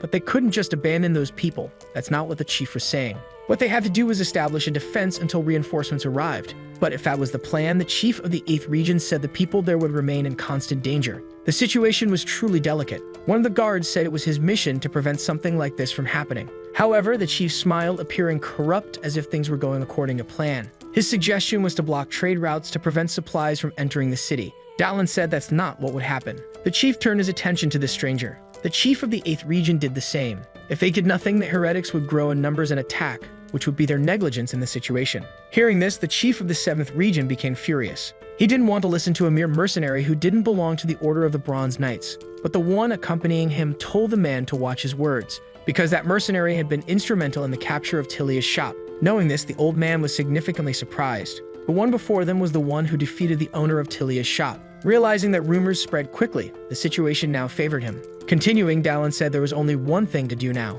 a surprise and preemptive attack, because that's what he had learned that day. The moment you step away from your fears, all you lose are material things. It was a hard lesson to learn. Gawain said that what the mercenary said was correct. Anyone who had participated in the attack knew they had half-monsters who were beggars and addicts that wandered the streets. In this way, it was only a matter of time before all the inhabitants of the 8th district met the same fate. With this information, they became pensive. There was nothing the corrupt old man could do now. They said they were there to help. But because the initial blow was so hard, they almost did manage to establish a defense perimeter. It would be good to have reinforcements, but even though they had requested them, nothing had arrived yet. If they were waiting for reinforcements from the Silver Territory, they would arrive soon. The man wanted to know how Dallin knew that. Suddenly, the ground began to tremble. They didn't know if it was an earthquake or an attack. Outside, several people gathered. One of the guards wanted to know who they were. Apparently, they had arrived without any warning. The man at the front said it seemed there had been a misunderstanding, and that they were from the Silver Territory. They were from the magical tower of the Silver Territory. The timing was perfect, and it had been a long time since they had seen each other, calling Dallin an old man. Smiling, the mage said it was good to have lived so long because he had been called old by a mercenary. That's why he liked him. He was Felver Valentino, an ancient mage from the magical tower of El Gaia.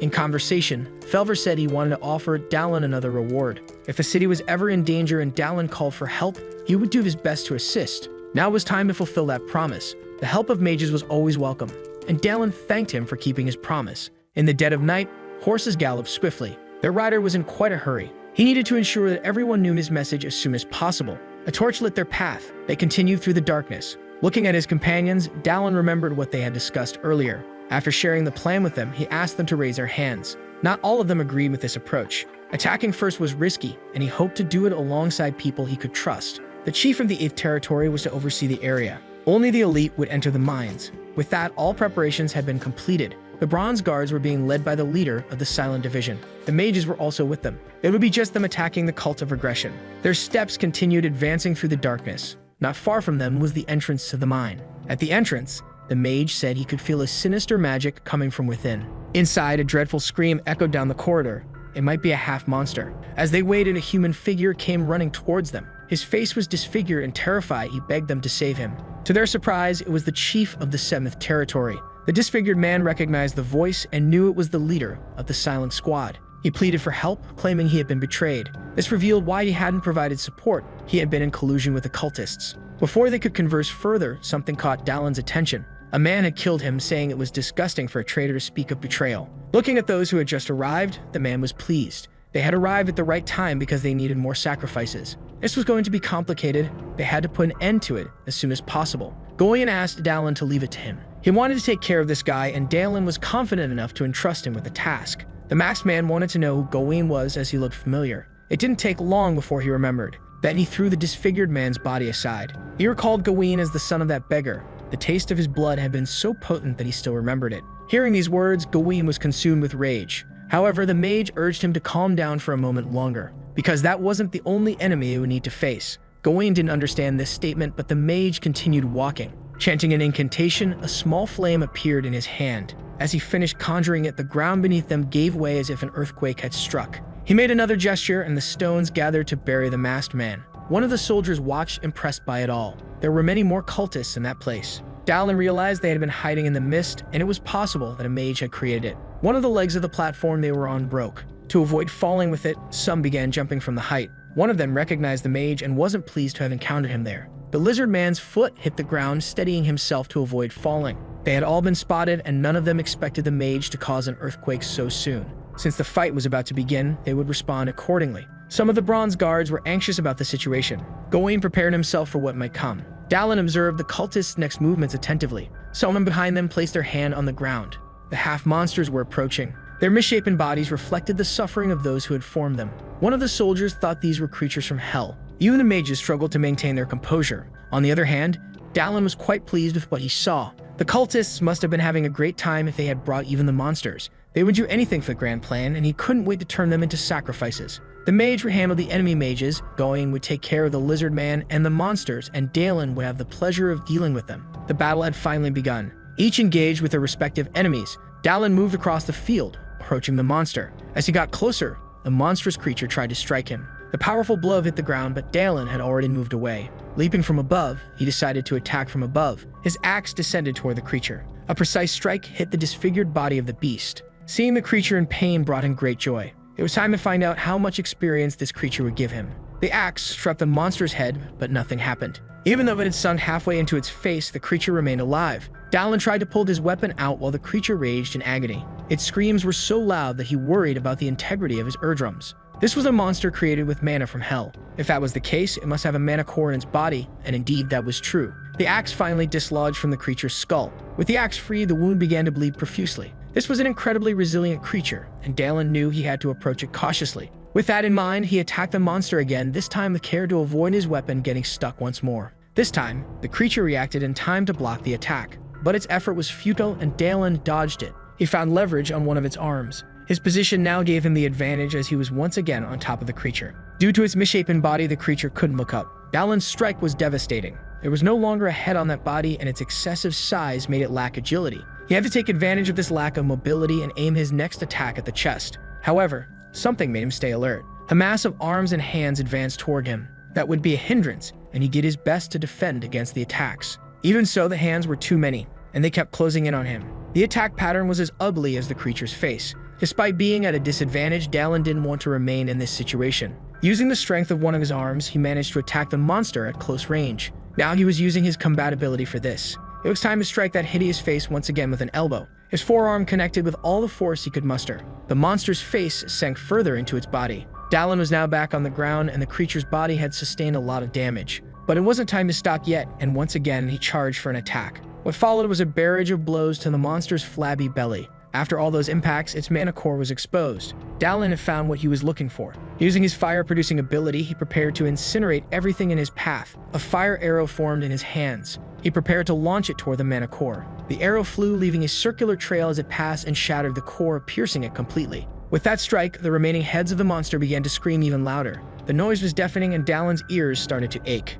Inside the mine, numerous half-monsters began to emerge. They poured out in a frenzy. The situation was growing more frustrating, and even at the end, Dallin was becoming more irritated. In the face of all this, they needed to find the Grand Apostle as soon as possible. A soldier called out for support for the mercenary, noting that the heretics weren't the only threat present. Dallin turned, intrigued by what he had just heard. The knights knew they had to eliminate all the monsters present. A mage prepared his incandescent bow. A barrage of magical arrows was fired by them. The monsters were pierced as if they were made of paper. With cover from the magical arrows, the soldiers advanced on the front lines. Dallin hadn't expected any less from the squad leader and the old mage's men. Leaping over the head of a monster, it was time to leave that area. But he needed that shield for a moment. He left the place, leaving the soldier without his shield and confused about what had happened. With the shield in hand, Dallin leaped along the walls of the mine's corridor, avoiding the monsters emerging from it. The lizard-like masked man didn't want the mercenary to get ahead of him. Seeing him distracted, Gawain seized the window of opportunity to strike. The lizard man's head was nearly severed,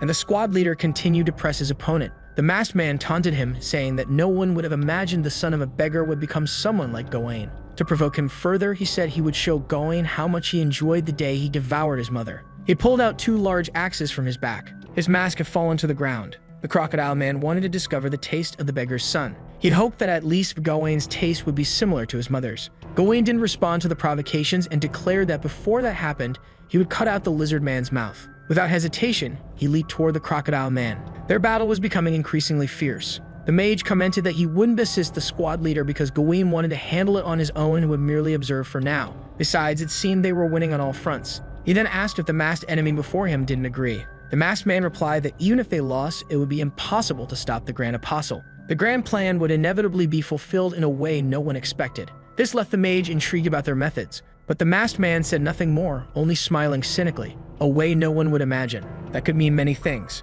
Dallin told the Grand Apostle to lift the state he was in, because he had surrendered his body to demons. But thanks to Dallin, they didn't have enough sacrifices. Even so, the Apostle didn't regret his pact as it had made his body complete. He began to thank the mercenary for being there, the warrior observed by the gods, the hero who wanted to prevent the end. Before the Apostle could finish his monologue, an axe was already buried in his face. The Apostle briefly smiled at what had happened. He knew he could no longer be killed by an attack like that. As the Grand Apostle, it would take much more than a single strike to defeat him. Dallin stopped speaking because he had noticed something. On the ground were several marks. He hadn't expected this. He had just found the body of the 6th Apostle and that of the Great Warrior. After playing this game many times, Dallin had committed himself to completing it, saying it was just for fun. At times, he even led the downfall. and once he had been an apostle, his first deviation. The end of that story had been a long succession of deaths. Not even his subordinates had been spared. He had shown no mercy to any of them. At a single opportunity, Dallin had found 2 bodies. The apostle remained focused, intent on attacking him. His goal was to make Dallin another sacrifice.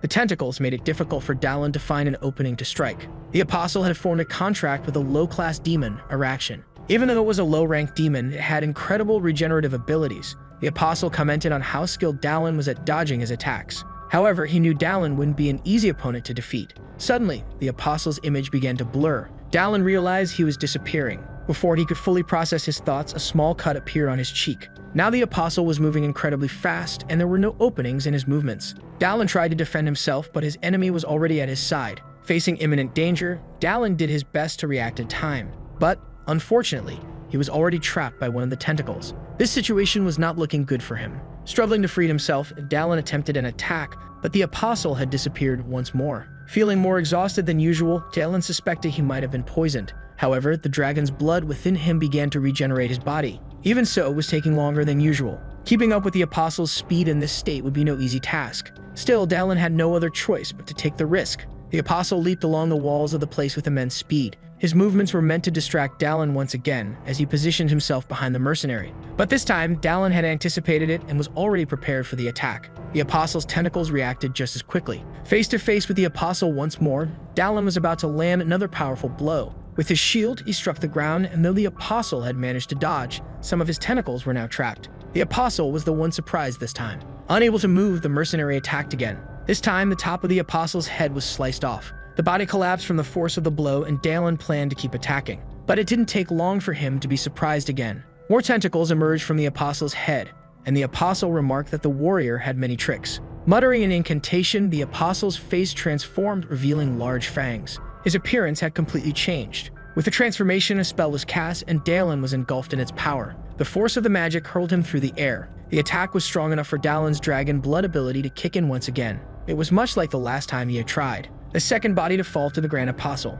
the great warrior who had been captured. It wasn't that Dallin lacked strength in this situation. What he lacked was the endurance to keep up with the Apostle's regenerative abilities. It had been a short but extremely dangerous encounter. The power of a demon was truly incredible. The Apostle's tentacles now took the form of spider legs. No matter how many tricks the mercenary still had, they were all useless now. The Apostle awaited Dallin's next move, knowing the mercenary was thinking of how to overcome his regeneration. The answer was clear. A single decisive blow was needed to end it. All Dallin required to defeat him was one attack, nothing more. With heightened senses, the Apostle could hear the beating of a heart. The mercenary's presence in the room had changed dramatically. It was as if he had become a boulder deeply rooted in the earth. Faced with this shift, the Apostle knew he had to eliminate this growing threat immediately. His tentacles rushed toward Dallin with the intent to kill. They were just inches away from striking his face fatally. But with a single punch, Dallin stopped them in their tracks and called out to the Apostle, telling him to listen. With his combat ability activated, Dallin wanted to know if the Apostle had ever been punched before. Planting his feet firmly on the ground, he used his jumping ability. With incredible speed and force, he closed in on the creature. The Apostle covered himself with his tentacles, hoping to protect himself from the attack. But seeing this attempt, the mercenary smiled. His punch was powerful enough to pierce through the Apostle's body. The Apostle recognized Dallin's skill, acknowledging that it had forced him to retreat. But this, according to the Apostle, was the end of Dallin's journey. However, Dallin responded with a laugh, saying it wasn't his time yet. Hearing this, the Apostle paused, contemplating his next move. The mercenary had begun to invoke a spell while still gripping the creature's body. A great incandescent light filled the room. The Apostle never had a name before. The best way to describe it was that his name had vanished, until the day he offered himself to the Dark God in exchange for revenge. On that day, his existence was completely forgotten. Now he was nothing more than a servant of the evil deity. He had become the Grand Apostle of the dwarf who manipulated fate. He sought to destroy the last bastion of humanity, a center of power in the Diamond Palace. But none of that mattered anymore as he burned endlessly. Even in his deplorable state, he managed to impale the mercenary with one of his tentacles. But that wasn't enough to stop Dallin, as he, too, had the ability to regenerate. If the Apostle couldn't gain distance, he wouldn't be able to heal from the flames. What he hadn't expected was being unable to retract his tentacles from the mercenary's body. Dallin wasn't about to stand idle. He was already preparing to punch the Apostle once more, even with his body pierced. He definitely wasn't going to let him escape like that. Now the Apostle's monstrous face was crushed. With things slipping out of control, the Apostle hadn't expected to die in this place. Seizing the moment, Dallin told him they were far from the end. The Apostle's tentacles lay severed on the ground. The Apostle asked the mercenary if he knew that graphite and diamonds were made from the same material. The highest point can one day become the lowest and vice versa. The apostle had wanted to create a new order under divine will, but it seemed he couldn't defy reason. Perhaps this victory was nothing more than the destiny that had already been written. Listening to all of this, Dallin simply responded that the apostle was spouting nonsense. People had free will and decided the course of their own lives. Even Dallin, who had been pursued from the Diamond Palace. Hearing this, the apostle acknowledged it as a possibility. He tried to say more, but his life slipped away. It was the first time Dallin had heard the dying words of a boss monster. There were two bodies now, the great warrior and the apostle, and he needed both for the rewards. His proficiency increased by 1 point, as did his mana. As a new skill, he gained the ability to manipulate ice. Upon collecting the other body, he gained 4 additional strength points. That was a lot to absorb at once, and his body wasn't adapting well. Immediately, he began to writhe in pain and agony. If anything unexpected happened there, he might not survive. He needed to endure it. There was no other option if he wanted to return to the real world. Suddenly, Dallin found himself in another place. This was the starting point of the story. He wasn't sure if it was a dream or if he had returned after dying. But as he concentrated, he felt something. His physical body was far from this place. He was resisting the absorption of the strength points. It seemed like there was something he needed to do in this place. He opened the door of the cabin in front of him. Inside, he encountered an unusual scene. It was his own room, and someone sat in front of a computer playing a game. It was the game he used to play endlessly, and the character on the screen was the one he used to create. As the person moved the mouse, they were deciding what the next mission would be. Dallin stared, stunned at the scene in the room. It couldn't just be a game. The times he played without the will to win. The NPCs he had killed. The times he gave up on saving people. He had no idea how many worlds he might have destroyed by playing. A hand gripped his ankle, pleading to be saved. Shadows emerged from the ground, all begging for the same thing. Indeed, the person in front of him was himself. But it represented his past and his original sin, not who he was now. Realizing the magnitude of the situation, Dallin became furious.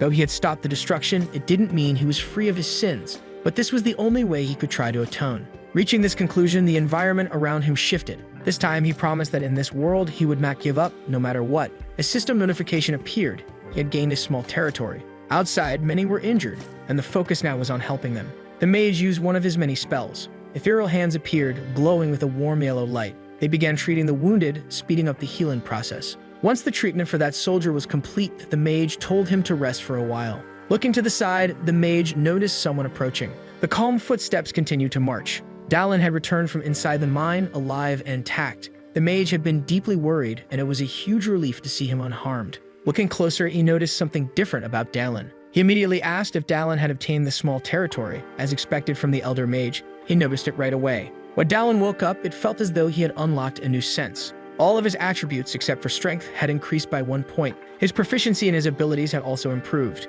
He suspected what might have caused all this progress. It had something to do with the message he received before he woke up about the small territory. The elder mage probably knew something about it. Dallin had many questions, but this wasn't the ideal place, and the mage was called away to help more injured people. However, the mage mentioned that if Dallin had any questions, he could visit the magical tower whenever he wished. Dallin agreed, knowing he was always welcome. Now his attention turned to the leader of the silent company. Gawain was bent over the corpse of his enemy. Having fulfilled his vengeance, he must feel relieved now. Beside him, Dallin noticed a young person. It was Tommy, still under evaluation it seemed. After the sewer incident, it was necessary to acknowledge his tenacity. Even so, Dallin was confident the elder mage would guide Tommy well. Before him on the ground was a mask. Finally, they had put an end to one of the causes of the destruction. Despite this, it was only the beginning. Powerful demons still roamed the world, as well as witches who manipulated the elements, dryads who went not like humans, bloodthirsty vampires hiding in every corner, and dragons that existed on a completely different level from anything Dallin had encountered so far.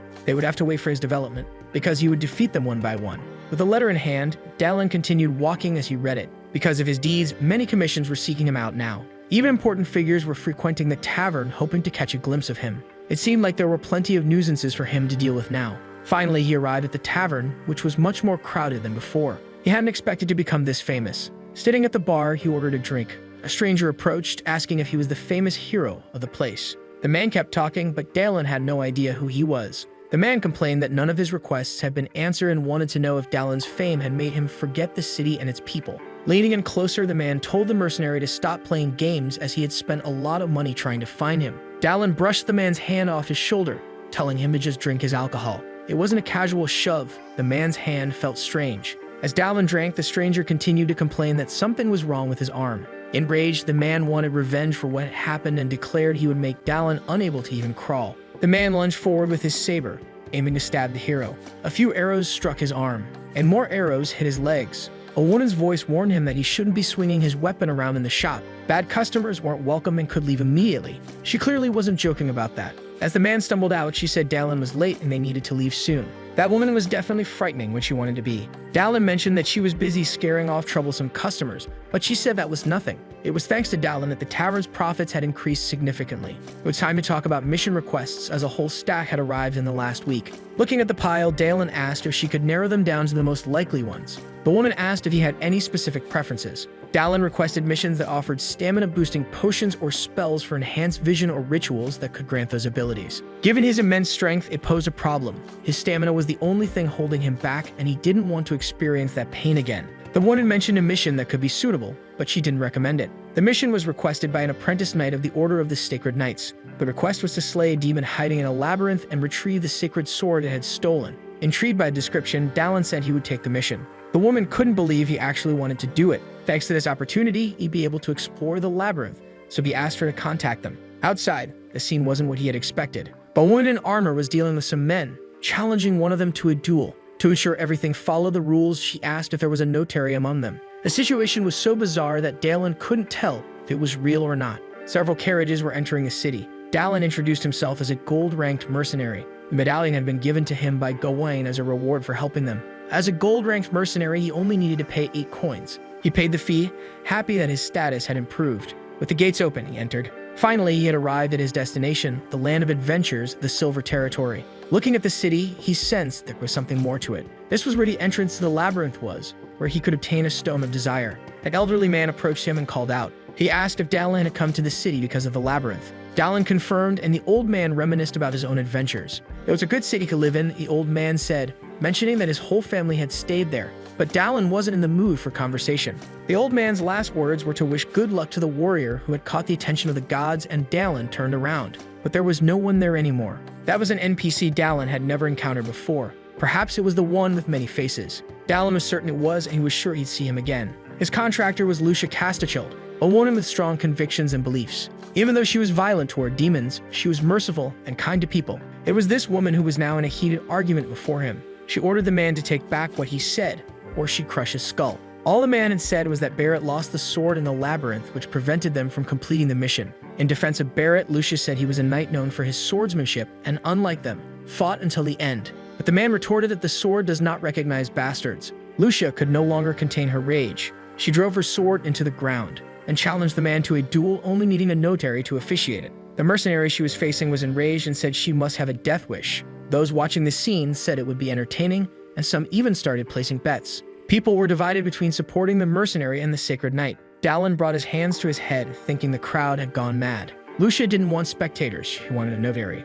Approaching from behind, the mercenary said there was no need for a notary because all that would happen was that she would cease to live. The surprise attack was about to hit her directly. Before the blow could land, someone intervened, saying they should end the fight then and there. Dallin said that Lucia was his ally. They had both said everything they needed to each other, so there was no reason to continue fighting. But the mercenary wasn't satisfied, saying he would start with Dallin if he didn't move. Smashing his club, Dallin pointed out that the mercenary no longer had a weapon to use. With this show of strength, the situation finally calmed down a bit. Lucia asked who Dallin was, and he explained that he was the mercenary she had hired. Later, in a quieter setting, she thanked him for his help. She formally introduced herself as Lucia, an apprentice knight in the Order of the Sacred Knights. The mission request had been lacking in details, and Dallin wanted to know more. Lucia explained that the Sacred Knights were guarding another part of the labyrinth, a fissure located in the southwestern region of the continent. The terrain was incredibly rough, with no barriers, meaning monsters could emerge from it at any time. Before heading there, they needed to stop at Safer Palshan to prepare. Her companion Barrett had just become an officer and had gone to Palshan, but he never returned and was declared dead, and the news soon reached the Sacred Knights. One of the 12 sacred swords had been stolen, and there was a culprit. That person was Barrett, her friend. If he had been chosen by the sacred sword, he could have communicated this, but she didn't know why he hadn't. Now that Dallin understood why he was hired, he wanted to know which of the sacred knights would accompany him. Lucia explained that there were no available forces in this area. With the monsters active, there weren't enough knights, so it would just be the 2 of them in the labyrinth. Seeing this opportunity up close, Dallin realized he had a chance to help someone who would become a heroine in the future. He told her he would wait for her at the entrance of the labyrinth the next day at 12 o'clock. Hearing this, Lucia could hardly believe it. Dallin slammed his empty glass on the table, because now they were going to recover the lost sword. At the magical tower, Dallin leaned over the parapet near the garden. Approaching, the elder mage apologized for keeping him waiting so long. The lecture had taken more time than expected. Another person accompanied him, introducing himself belatedly. It was Tommy, one of the elder mage's best students. Tommy had clearly learned something as he now appeared much more mature. He was likely there to discuss the matter they hadn't had time to address earlier, and indeed, that was the case. A great light emanated from Dalin's body. What Dalin wanted to know was about these territories. A large aura formed around him. The elder mage was impressed because Dalin always exceeded his expectations. It proved that Dalin had the potential for even greater power. Only those who made peace with their past could achieve this. Dalin listened to these words attentively. Overcoming his past, it was almost exactly what had happened to him. The elder mage asked if Dalin knew how to handle his domain, to which Dalin replied that he didn't. The mage explained that a domain was essentially the construction of a fantasy world. Unlike reality, which had many restrictions, in the world of fantasy anything was possible. Having a domain meant Dalin had access to this world as well. Dalin wanted to know how to access this place he had taken hold of. The elder mage suggested that it would be better for Dalin to see for himself, and he sent Tommy to rest. The boy agreed but left disappointed. Bao and Tommy also bid farewell to Dalin. For now, it was too much for the boy to witness a domain. The flow of mana could cause confusion. With that, it was time for them to begin. After casting a spell, a bright light enveloped the elder mage's body. This was how his domain was being summoned into reality, bringing impossible possibilities with it. This was the essence of using a domain. Dalin could sense the place. The mana flowing from the elder mage was distorting the world around him. Dalin remembered that when fighting the apostle, the flow of mana around him had changed. Now he finally understood what had happened. The mage asked if, after seeing the demonstration, Dalin could use his own domain now. Dalin didn't think he could just yet, and the mage said it would take time. Powerful mages had limitations as great as their powers. Dalin wanted to know what the elder mage's domain did, and he explained that it had many abilities, but primarily it allowed him to see the memories of the land. Everyone who passed through it left their mark in some way. He could not only see the past, but also glimpse parts of the future. Dalin pondered the fact that the land recorded the passage of time for all. With that, he had one more question he wanted to ask the mage. Since coming to this world, one question had lingered in his mind: who is he? Outside the labyrinth, the time was almost upon them.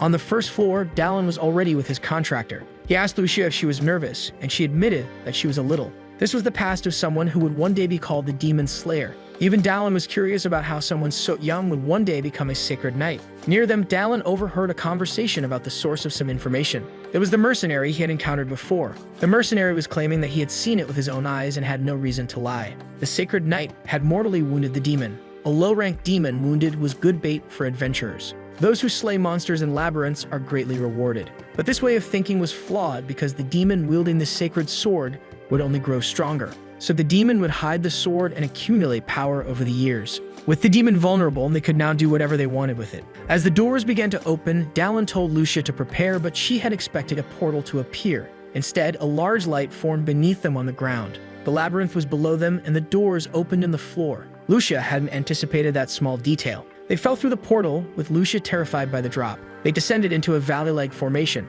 Dalin managed to land without injury, but Lucia hit the ground face first. Now they were finally inside the labyrinth. Lucia asked where the others were, but Dalin explained that the mana waves were unstable here. Because of this, pinpointing precise locations was complicated, and they had fallen randomly into the first floor. Lucia was curious how Dalin knew so much about the labyrinth, given it was his first time there. Dalin responded by calling himself a veteran novice. Looking at the constellations, he determined they were northeast of the return location, the opposite direction from where the sword had been lost, meaning they would need to cross the forest in the middle. The cave where the demon was hiding was being protected by magical barriers, and over time, it would become a magic-infused cave. Knowing this, Dalin said they needed to move faster. A noise in the night alerted Dalin, making him more vigilant. To him, this was a good sign. Being with a sacred knight had brought them luck, though Lucia didn't understand what he meant. Still, she felt lost in the chaos unfolding around them. Nearby, several ghouls and giant wolves began closing in on them. Lucia prepared to fight and said this didn't feel like good luck. Jumping into action, Dalin told her she would soon realize where their luck lay. Descending from the air, he was ready to deal with the first of their enemies. A flash of light erupted in the forest as Dalin attacked. A figure emerged from the shadows. Dalin now had a mount which would help him reach his destination quickly. The night continued, and the monster camp remained quiet. One of the monsters stood watch, keeping an eye on something in the distance. Not far away, someone let out a scream. Lucia was terrified by the experience. She begged Dalin to stop, saying she was too afraid and feared they were heading straight for the nest of monsters. The monster on watch howled, warning its companions. They were getting close and were about to collide with the barricade. Dalin dodged, but Lucia crashed into the wall. Dalin rushed her aside, asking if she was alright. Lucia said she was fine, but was surprised by how he had used the animal's instincts to return home. Thanks to that, they had covered a great distance in a short amount of time. Now all they had to do was get out of there. But Dallin had other plans. They were in a monster nest, so they needed to eliminate all of them. He instructed Lucia to follow him carefully as he prepared for battle. Using his jumping ability, he was already in the thick of the fight. Calling the monsters to attack him, Dallin fought with skill. Lucia watched, knowing she couldn't stop this behavior. Gripping her sword, she prayed to the god of battle. Her eyes gleamed and her focus intensified. In the blink of an eye, she darted through the monsters, slicing them with her blade. Dallin hadn't expected much from her given that she was still just an apprentice, but she was undeniably talented and had the potential to become the heroine she was destined to be. Watching her abilities now, Dallin realized he had no reason to worry. He continued to move through the battlefield. The two of them didn't stop fighting the monsters around them. After a long battle, they both positioned themselves, ready. They were surrounded, but now they stood back to back. Lucia complained that the monsters seemed endless. Dallin asked if she knew how to make them give up. She responded that they learned it during training, so she knew what to do. The monsters growled, and Lucia said they were nearing the point of annihilation. But before she could say more, a loud growl echoed from a nearby building. A spear struck the ground, and a massive creature held it. This was their leader, and if his necklace was cut, the monsters would retreat. Upon the leader's appearance, the remaining monsters bowed before him. It seemed the commander didn't like watching his subordinates die endlessly. The system notified Dallin that he had discovered two more bodies, the first traveler to the labyrinth and the experienced fighter. Dallin told Lucia she could rest while he dealt with the monster, but Lucia insisted she could still be useful. Just as she finished speaking, pain surged through her body. She had overexerted herself. She realized she shouldn't have spent so much energy dealing with the scouting group. Despite everything, was curious to see that Dallin didn't seem tired at all. Lucia was curious about what kind of commander this wolf-like creature was who didn't fight and yet seemed eager to deal with him. The beasts charged forward and soon their weapons clashed with force. Dallin recognized this monster. It was Bargoaf, soon to become a subordinate of the Eagle God. Bargoaf asked the mercenary who he was. He wanted to know who this person was that had invaded his territory, massacred his people, and what he wanted. Dallin was surprised, not expecting the beast to speak. Dallin responded that he didn't need a reason to take down those who devour humans, and from what the wolf was saying, he must have made a pact with the evil god. To do so, 10 human hearts were required, and the monster remarked that Dallin wasn't an ordinary human. Dallin, irritated with his chatter, said he didn't have time for this and wanted to finish things quickly. The monster accused him of arrogance, declaring he would torture him thoroughly before devouring him. Dallin sarcastically hoped that the beast would at least do his best. The two were about to collide again. A massive wave of debris was kicked up from the force of their clash. Lucia anxiously waited for the dust to settle to see what happened. Dallin had been captured, held in the wolf's grip. The monster mocked Dallin's courage, but Dallin brushed off the comment. He had expected Bargoaf to be stupid, but not to leave his hands free. Using his newly acquired ice magic, Dallin froze the wolf's arm. In his wild past, Dallin often relied on magic, and now the wolf's arm was completely encased in ice. Bargoaf snarled, warning Dallin that things wouldn't end the way he expected. But Dallin was already activating his combat ability, ready to break the frozen limb. With a single powerful strike, the wolf was now missing an arm. In disbelief at what had just happened, Bargoaf flew into a rage. Dallin took the opportunity to gain some distance, preparing his next move as he approached the monster once more. The wolf, shocked and confused by what was happening, staggered from the blow. Oppressed by the human, Bargoaf growled that he hadn't intended to use his full power. With 10 hearts, he had gained intellect. With 20, the strength to crush stones. With 30 more hearts, he had gained regeneration abilities. Now furious, he wanted to tear Dallin apart. Dallin calmly encouraged him to try his best. Their battle continued, but despite the wolf's strength, there wasn't much he could do. Dallin wasn't sure if his actions were affecting events in the game because Bargoaf wasn't supposed to have made the contract yet. Another cloud of dust rose from their clash, and Lucia anxiously watched, hoping everything was all right. She felt uneasy, not wanting to be just an observer. Behind her, some wolves began growling. This lifted her spirits a little. Now she could do her part. Covered in magic, she provoked the monsters into attacking her. The exhausted wolf leader growled, asking Dallin what he thought of all this. His wounds had completely healed, and there was nothing Dallin could do to stop him. Dallin acknowledged that regeneration was a useful ability, but forming fire in his hands, he was curious about something. He wanted to see what would happen if the wolf were completely incinerated. The sight of flames frightened Bargoaf. Dallin's next punch was strong enough to pierce his chest. Now with his sword in hand, Dallin was prepared to continue his attack. He had no intention of stopping his attempt to burn the creature alive, but things didn't go as planned.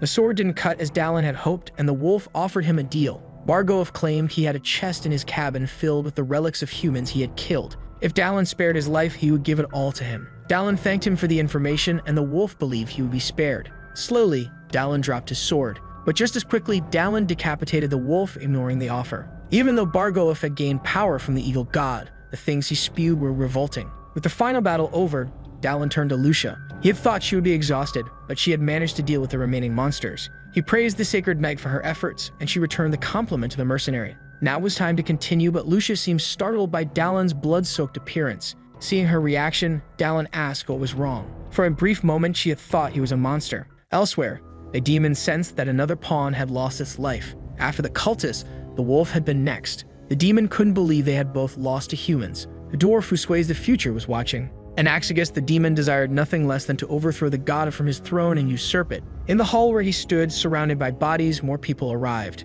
A hunter among them declared that he would cut off the demon's head and keep it as a trophy. But Anaxagus, bored by yet another group of dungeon explorers, gave an order for his corrupted knight to rise. At first, they believed it was just a puppet. But with a gaping hole in his chest, the knight revealed himself to be none other than Lucia's deceased friend. The hunter, eager to end this quickly, stated his plan to take care of the puppet before dealing with its master. Before he could finish his sentence, a sword was already on its way to his throat. All of them were cut down without a chance to defend themselves. The demon smiled at the scene. This was the work of a masterpiece. Before Dallin stood two bodies he had discovered. As he began to collect them, his proficiency increased by 1 point, as did his stamina. He gained another point in proficiency and a new skill. Lapentella's pulverizing sword, far better than he had expected. Now, Dallin sat before a campfire, reflecting. With all he had recently gained, he opened his status window to get a better sense of where he stood. In addition to his new skill, his proficiency and stamina were steadily approaching the level of his strength. Now only 10 points separated his stamina from his total strength. With this, the chances of experiencing another episode like before were greatly reduced.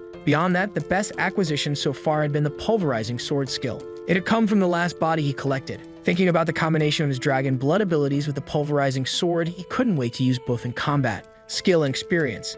These seemed obvious. He remembered his meeting with the Elder Mage, who once asked him who he was. Using his abilities, the Elder had revealed something unexpected, that Dallin's total life expectancy was only 2 years and 1 month. Out of all the things he could have heard, this was the last thing he expected. Since he arrived in this world, 2 years had passed. This meant his body had been created on the same day he arrived. The elements of the game were deeply connected to this reality, and Dallin just wanted to understand why he reincarnated here. Perhaps he was meant to relive his gaming experiences. No matter how much he speculated, nothing made sense. So he decided to focus on his immediate goal, the item that could fulfill any wish, the Stone of Desire. He needed to find it at all costs and use it to return to Earth. As he pondered, someone approached and called his name. Lucia noticed that he seemed troubled and wanted to know what was on his mind. Dallin brushed it off, saying it was nothing, and asked why she was awake. It wasn't her turn for watch yet. Lucia admitted that she couldn't sleep and offered to take over his watch now. But Dallin preferred to stay by the fire a bit longer, watching the flames burn. Considering everything that had happened recently, it was no surprise she couldn't sleep easily. The thought of her comrade no longer being alive must be too shocking for her. Continuing the conversation, Dallin asked Lucia what kind of person Barrett had been. After all, if the sacred sword had recognized him, he must have been extraordinary. Lucia confirmed that he was, but not just in that way. The Barrett she had known had been the most loyal sacred knight she had ever met. His personality and dignity were so exceptional that he was respected by both newcomers and veterans alike. Lucia herself had admired him greatly. Barrett was kind to everyone, someone truly deserving of admiration. And that's why she couldn't understand the accusations made against him. To her, Barrett hadn't stolen the sword, and she didn't comprehend how it had ended up in a demon's possession. Thinking about this, Dallin admitted that the story didn't make much sense. If Barrett had been recognized by the sword, he wasn't a mediocre knight. And if he had companions with him, a low-level demon shouldn't have been a problem. According to the other mercenaries' account, Barrett had even wounded the demon in the belly. If all this were true, the demon should have been an easy opponent. But before Dallin could dwell further, Lucia interrupted, saying that if Barrett had fallen fighting evil, she was proud to have been a knight alongside him. Dallin responded that if Barrett had friends who thought so highly of him, he was surely grateful to her, wherever he was. Though Dallin's words were kind, it made Lucia emotional. As Lucia was thanking Dallin for his kind words, a swift arrow came dangerously close to striking her head. Dallin reacted in time, preventing it from being a fatal hit. Not yet fully aware of what was happening, Dallin was already on high alert, prepared to respond to any threat. He shouted that only a fool would fire an arrow like that and swiftly returned the projectile in the direction it had come from. His aim was flawless, and it hit a shadow lurking among the trees. The mysterious figure couldn't dodge it and, in their final moments, couldn't comprehend how Dallin had made such a precise shot. As the body fell lifeless to the ground, Dallin was already inspecting the surroundings. More enemies approached, grumbling that they should have ambushed him while he was sleeping. Dallin found this odd. His heightened senses should have picked up their approach. Then, a familiar face stepped forward. A mercenary Dallin had encountered before claimed that he had lost a companion. Mocking, the bald mercenary joked that it had been a while since he had seen that foolish girl too. Lucia, angered, called him ugly. Dallin quickly recognized him as the bald-headed man from earlier and demanded to know how long they had been followed. But the bald mercenary scoffed, saying it wasn't Dallin's business. He was there to settle the score from their tavern encounter. He then ordered his men to attack. Calm as ever, Dallin called over to Lucia, asking if she didn't deserve to hear testimony from someone who witnessed her comrade's last moments. Lucia hesitated as the image of Barrett flashed through her mind. She then gripped the hilt of her sword. With renewed resolve, she agreed, saying she indeed deserved to hear it.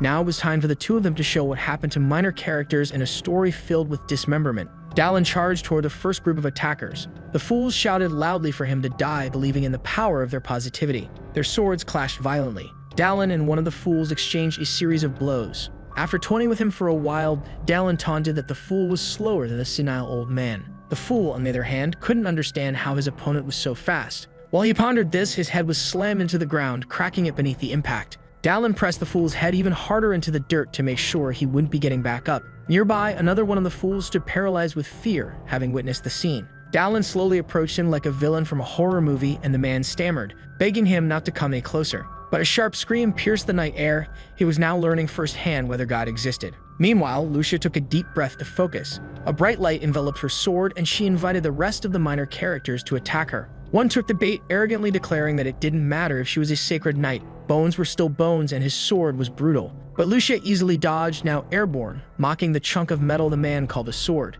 She remarked that he was slower than a drunk infant. She unleashed a flurry of strikes while still in the air. Below, the mercenaries did their best to survive the onslaught. With a piercing, unrelenting blow, one of them lost a piece of his body. Lucia found it so easy that she scoffed, saying all they could do was talk, but when it came to fighting, they were useless. Dallin was pleased with her performance. She never ceased to surprise him. Frustrated, the bald mercenary called his lackeys useless bastards. Seeing the tide turning against him, he decided to slip away casually, hoping no one would notice. Dallin called out to Lucia, telling her to handle the second-rate minions while he went after the bald mercenary. What the man had done couldn't go unpunished. As Dallin pursued, one of the fools, in a desperate attempt to hasten his own death, attacked Dallin from behind. Dallin glanced back, incredulous at the audacity. He activated his jump ability, leaping so high he was out of reach, leaving the fool alive so Lucia could continue learning.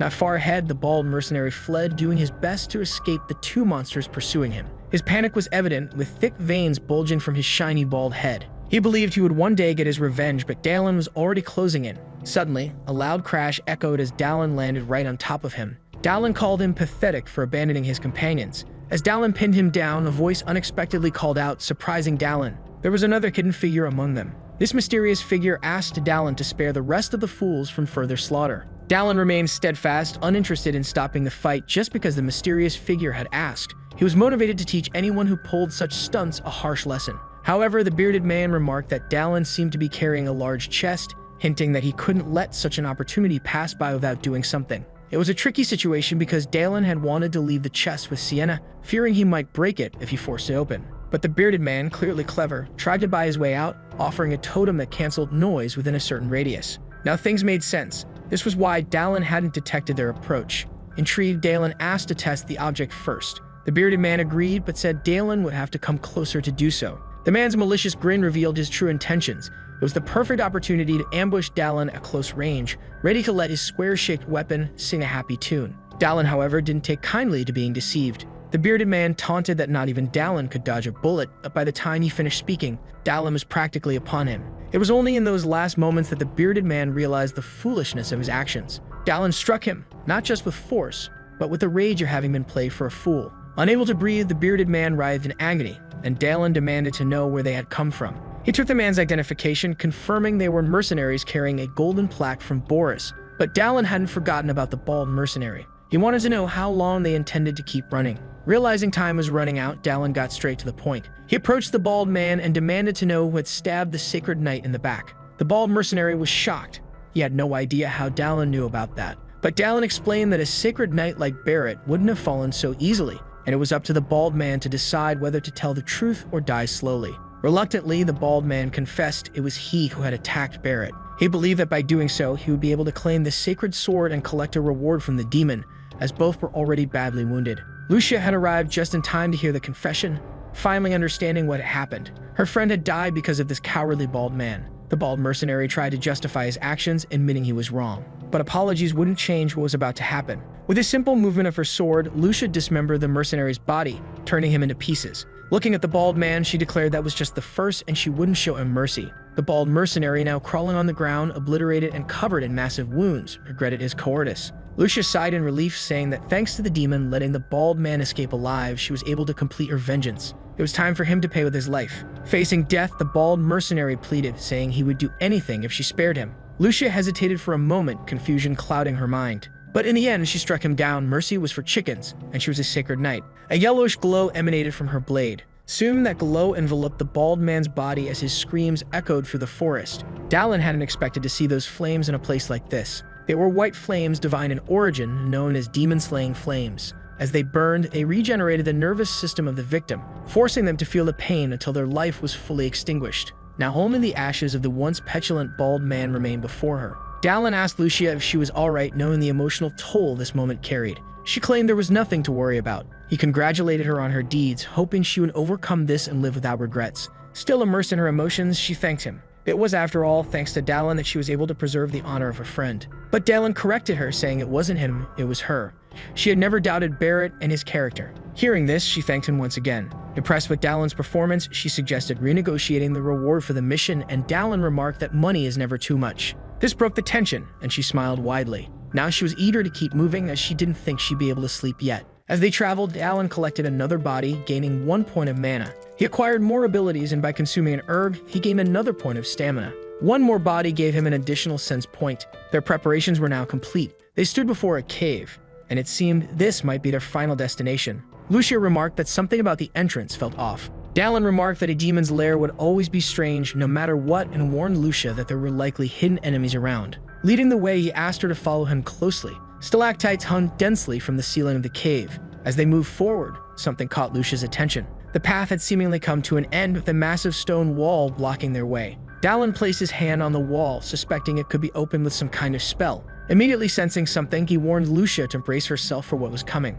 Suddenly, a powerful explosion occurred, nearly catching them off guard. A demon's voice echoed, laughing as he asked if his greeting had been too violent. He welcomed them and boasted that he had been watching them from the stars. Lucia, furious, could hardly wait to tear the demon's body apart with her sword. Dallin, on the other hand, thanked the demon for his warm greeting. It was time for him to return the favor. The demon, excited by the challenge, invited Dallin to do his best, promising to respond with care and kindness. After exchanging sarcastic pleasantries, the two began their fight. As the combat intensified, Lucia used Dallin as a step, launching herself into the air. Now airborne, Lucia prepared to strike the demon with all her might, determined to avenge her fallen comrade. Below her, the demon, seemingly oblivious, didn't react. But Dallin quickly realized it was a trap and shouted for Lucia to abort her attack. As she neared her target, the demon unleashed a powerful attack, like something out of a platform game's final boss fight. The blast was so strong that Lucia coughed up blood. Dallin had to catch her to prevent her from crashing violently to the ground. Both were stunned. This demon was supposed to be low level, yet he was incredibly strong. But there was no time to dwell on it.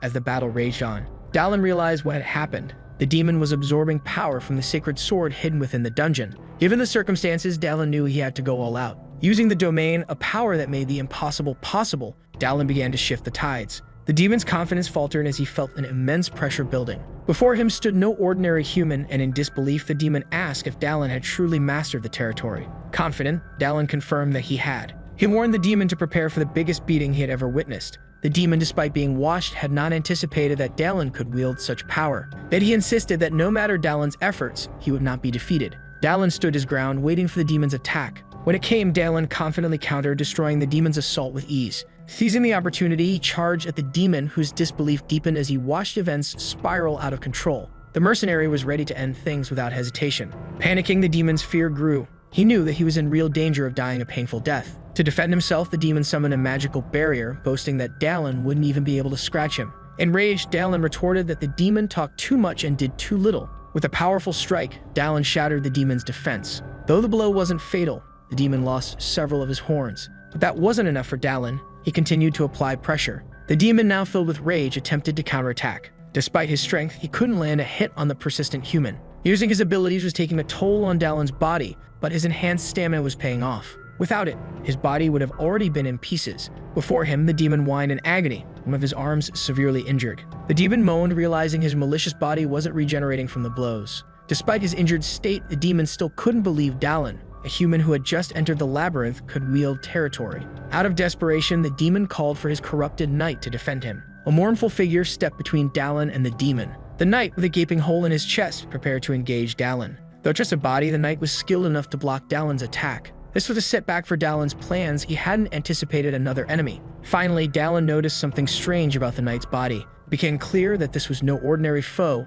He was his sacred knight. Desperate, the demon fled, ordering his corrupted knight to buy him time. The body of Barrett obeyed the demon's command, blocking Dallin's advance. This was even more unexpected since a low-class demon shouldn't be able to control a sacred knight. That's when Dallin noticed the strange chain around Barrett's neck, Hallman's chains, a powerful relic that forces an opponent to obey its master. Now Dallin understood how things had happened. The situation wasn't good. He needed to end this before the demon could fully regenerate. Lucia, behind him, began to apologize, feeling the weight of the situation. She said that her friend Barrett's body had been taken by evil, and it was her responsibility to resolve it. She urged Dallin to continue pursuing the fleeing demon, as she still had things to say to her stupid companion. Gripping her sword tightly, Dallin confirmed that the body before them was indeed Barrett's. Given the circumstances, Dallin decided to trust her. Lucia Castashel, an apprentice knight and investigator who eradicated the corrupt among the sacred, now had the duty to purify Barrett's body. She leaped towards the corrupted knight, who advanced in response, following his master's orders.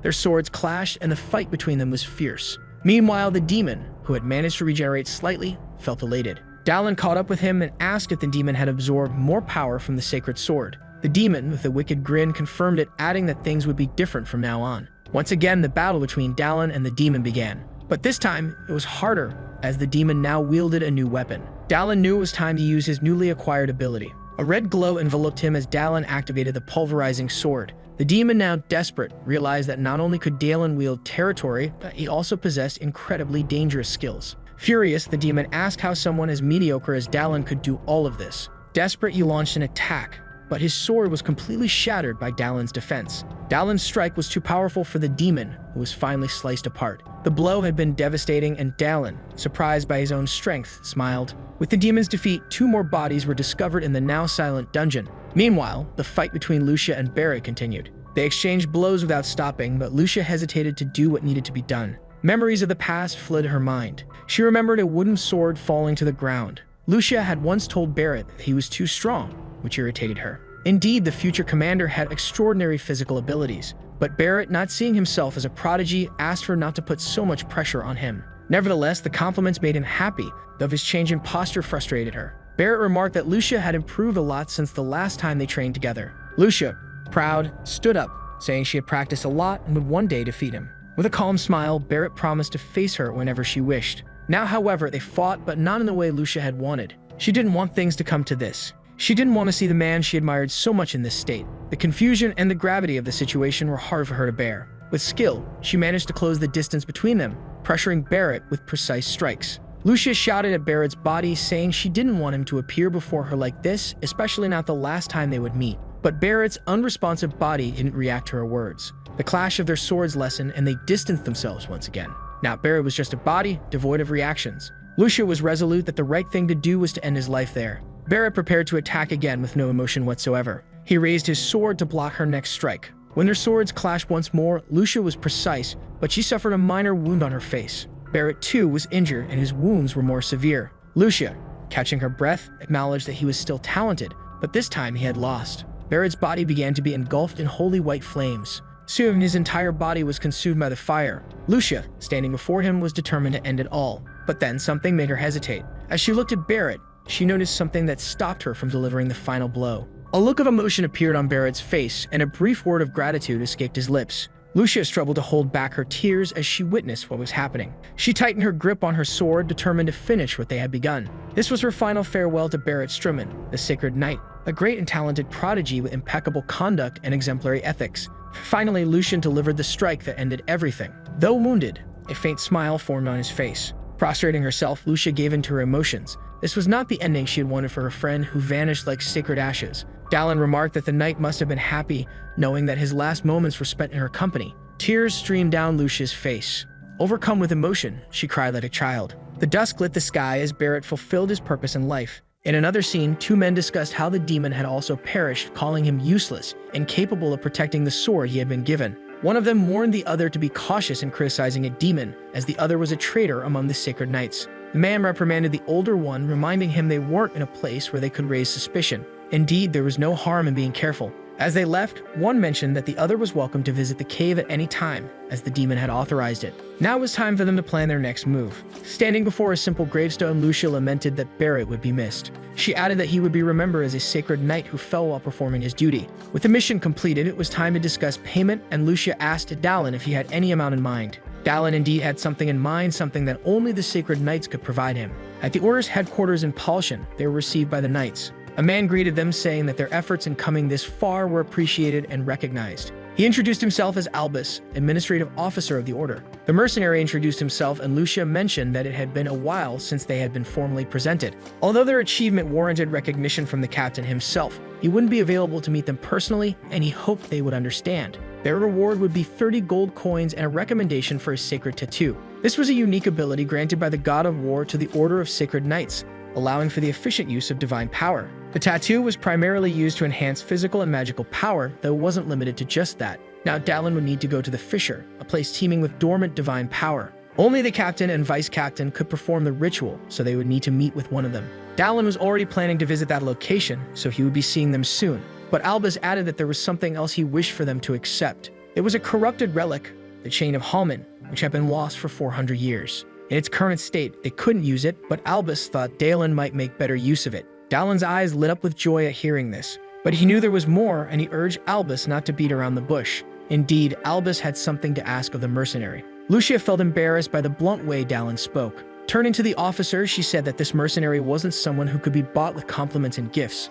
She then handed her reward to Dallin, stating that she had received it because of his efforts and hoped he would accept it. This wasn't the reaction Albus had expected, nor the outcome he anticipated. Apologizing, Albus admitted he had acted inappropriately, but Dallin wanted to know what situation had driven him to such behavior. A moment of hesitation crossed Albus's lips. Someone within the Order was seeking possession of the sacred sword. Lucia couldn't believe it.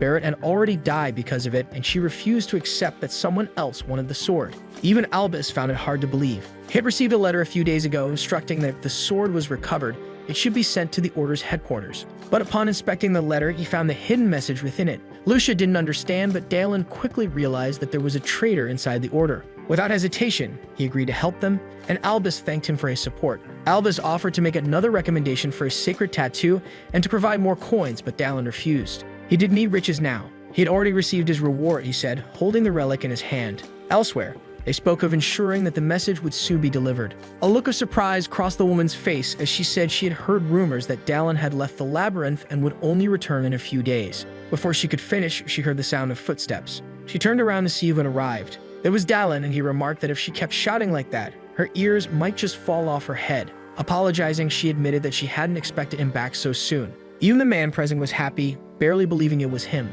Dallin confirmed it was indeed him. The man expressed his deep gratitude that Dallin had returned safely, but the mercenary could tell he was very drunk. Noticing the silhouette of what he was carrying, Santa asked what he had with him. Placing the chest on the table, Dallin told her to give it to an expert who could open it without damaging it and to have whatever was inside discounted in 4 days. Seated at the table, he wanted to know what brought Bulkma there, and Sienna explained that she would tell him. She said that he had asked her to search for things that could increase physical strength. She found nothing in rituals or spells because they either had severe side effects or required impossible to obtain ingredients. So she shifted her focus to herbs, especially those from wandering merchants and specialized cultivators. Bulkma, lifting his glass and raising his voice, said that's when he found exactly what Dallin had been looking for. He asked Dallin if he remembered the small town of Lebebach, and Dallin said he did. Near that town, dozens of mandrakes had been discovered. Dallin could hardly believe what he had just heard. Indeed, it could very well be just a rumor. Even Sienna suspected it was merely gossip, but Bulkma, confident in his financial expertise,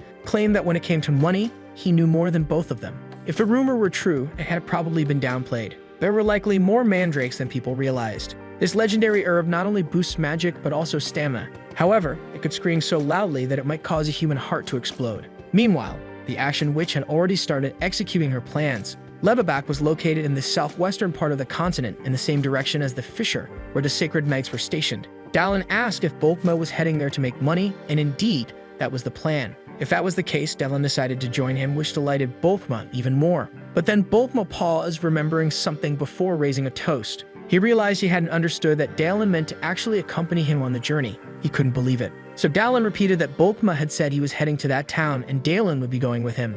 Inside the fortress, there were horses and soldiers preparing for the journey. It should have been a pleasant business trip, but Bulkma had grown quite tired during the travel.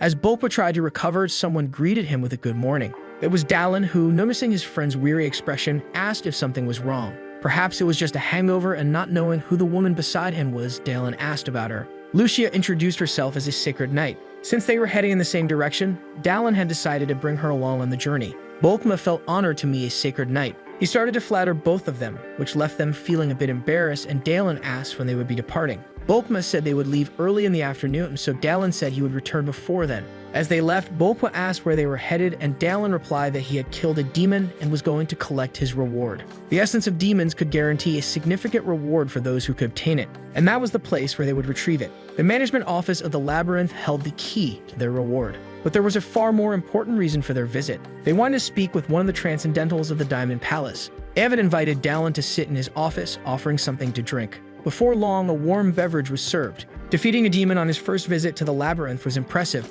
but Dallin downplayed it, saying it was just luck, and that luck still seemed to be on his side. Avon observed him with curiosity after that remark.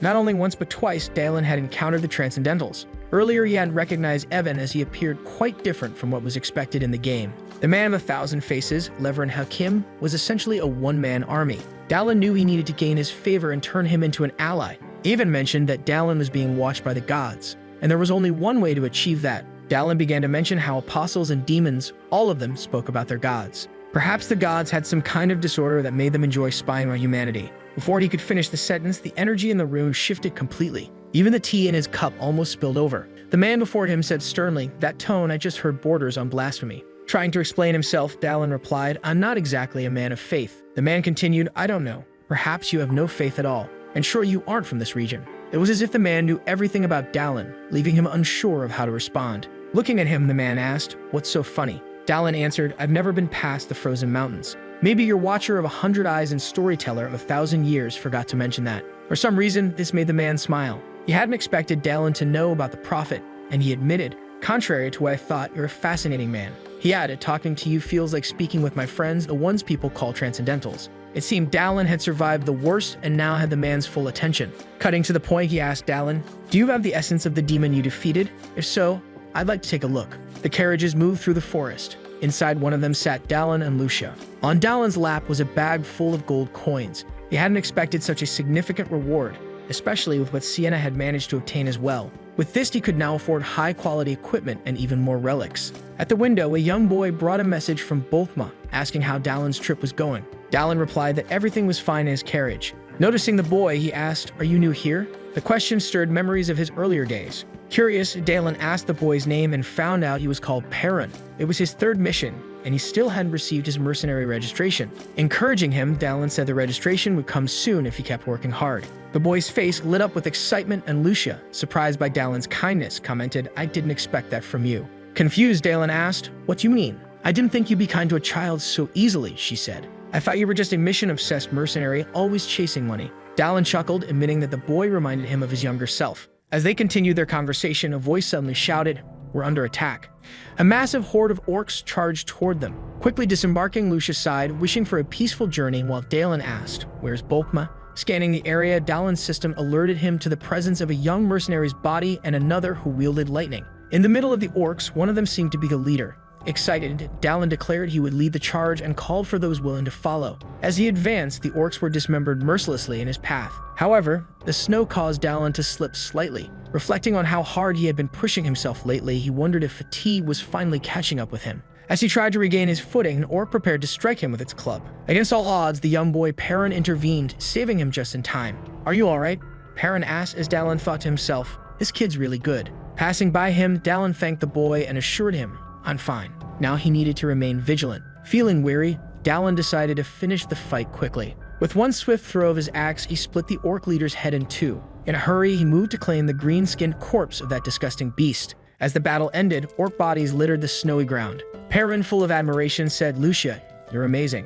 Do you think I could become a holy knight one day?" Lucia, smiling warmly, replied, "If you keep training, you'll be even stronger than me one day. You're already pretty talented." Curious, the boy asked, "Why are orcs here? They're not from this region." Lucia explained that they might be refugees from territorial conflicts. Listening intently, Dalen wanted to know more about the situation. With monsters becoming more active recently, there wasn't enough space for them in the mountains anymore. This was the first stage of an invasion, where the monsters of the continent grew more aggressive. However, Lucia noted that the invasion wasn't intense enough to have caused the orcs to lose their territory just yet. That would happen during the second stage of the invasion. Maybe it means they have skipped the practice phase and are now truly starting the game. Before the bodies, he begins collecting them. A notification from the system says he inherited the skills of that body. His senses, intelligence, and mana increased by 1 point each. As a newly inherited ability, he can now manipulate electricity. That ability will be very useful in Levabok. While he is distracted, someone from the caravan calls him back saying they are ready to depart. Dalen says he's coming. It won't take long until he meets the Ash Witch.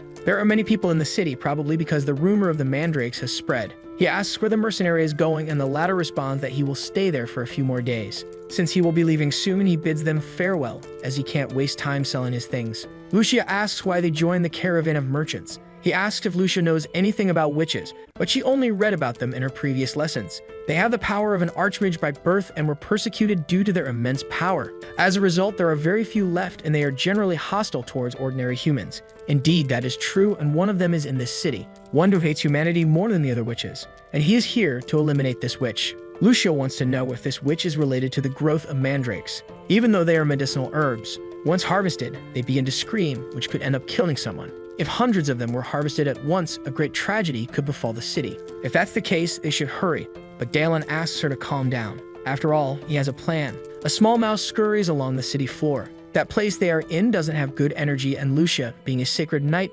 confirms this. The witch is preparing a powerful ritual, and she needs people to help gather sacrifices. Inside, someone asks who they are and what they want. Dalen is confident that he has found something. That dark mana and the smell is certainly a dark mage. He heard that there was a good fortune teller in that place, and the figure says he didn't know Dalen was a customer. From inside, Dalen apologizes. The mysterious eyes now focus on Lucia. He says they came to the right place. Opening the door discreetly, he invites them in to continue the conversation inside. So both of them enter the house. They follow the short man through the dimly lit place. Dalen senses that there are 6 people upstairs, and counting the man in front of them, there are 7 in total. He wants the man to hurry up and get his fortune read by the woman. But the man says she's not there right now, and she's preparing for something bigger. Before he finishes speaking, several mages jump at them in a hostile manner. They expect them to become sacrifices for the greater cause they've been speaking of. Dalen is unimpressed by it. Lucia also gets ready to attack them. A great flash of abilities lights up the interior of the house. The mages try to attack, but their attempts are completely futile. One of them, now badly injured, realizes that Lucia is a sacred knight. She doesn't bother to confirm it, only calling him disgusting. The others, noticing that she is a sacred knight, panic and focus their attacks on her. A huge mistake, as Dalen smiles at the situation. After all, he is the real danger in that place, not anyone else. It doesn't take long for the ones who aren't dead to be writhing in pain on the floor. One of them is still alive, and the mercenary stares at him. The terrified mage wants to know who they are, if they were sent by the order of the sacred knights. Then Dalen grabs him firmly by the neck. Frightened, the mage decides to tell them where the old lady they are looking for is. That was exactly what Dalen wanted, sarcastically saying that the mage would be her sacrifice. From now on, they would be inside the witch's barrier. Dalen orders the mage to keep walking without stalling. The demonic mana is getting stronger, a sign they are nearing the witch. As they walk, Dalen notices something. Lucia senses his unease and asks what he saw. It might have been his imagination, but he felt the sacred sword move. Lucia says it must be drained of all divine power, but Dalen insists that he felt something and found it odd. Regardless, she also feels a cursed mana in the place. Before he could finish speaking, Dalen saw a cage filled with people. They were writhing in pain, and some of their appearances were disfigured, creating a disturbing and cruel scene too harsh to behold. Lucia took a moment to believe what her eyes were seeing. Among those people was Perrin, the young boy from the journey. She wanted to free him immediately, but Dalen held her back, asking her to wait. In disbelief, she questioned him, insisting they needed to save him right away. It was then that a sinister voice echoed. The witch was there, watching them. "For a barbarian, you sure think quickly," the witch sneered. A strong wind blew in front of them, and the witch revealed herself. With a malicious smile, she said it was very rude of them to invade her territory. "Didn't your parents teach you not to enter other people's homes like that?"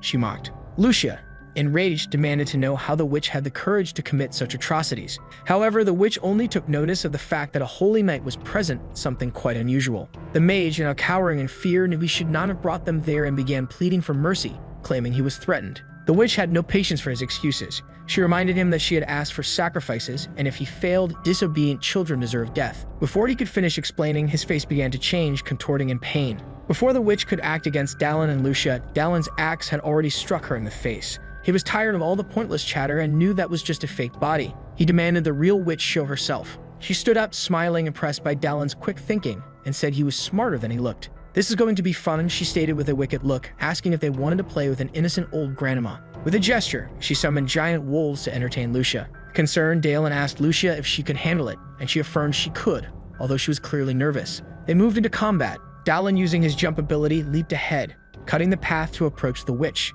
He attempted to strike her several times, but to no avail. She seemed to enjoy the situation, taunting him as she dodged easily. The witch then cast a fire spell, expecting him to show his true power. Dallin, however, channeled lightning into his axe, surprising the witch. Distracted, she didn't notice that he was actually aiming at her true body, which was far away. A loud explosion occurred in the distance, and the real witch's body was hit. Coughing, she admitted she had been careless. The citizens are tense, unsure of what's happening, with some thinking it might be an earthquake. The witch wants to destroy everyone in the city, but Dallin says he knows about the humiliation she suffered there. Still, her actions are unjustifiable. Her methods are cruel and inhumane. Revenge or not, she would never be forgiven for what she did to others. She should use the life she has to pay for the sins she's committed. His speech made the witch reconsider some things. Even though centuries had passed, she never forgot. The humans were indeed terrified of the power witches wielded. They were persecuted and repressed with violence. Knowing all she had endured in her life, she disliked being judged by the mercenary, as he knew nothing of what she had gone through until now. Her demonic aura grew immensely, repelling Dallin far away.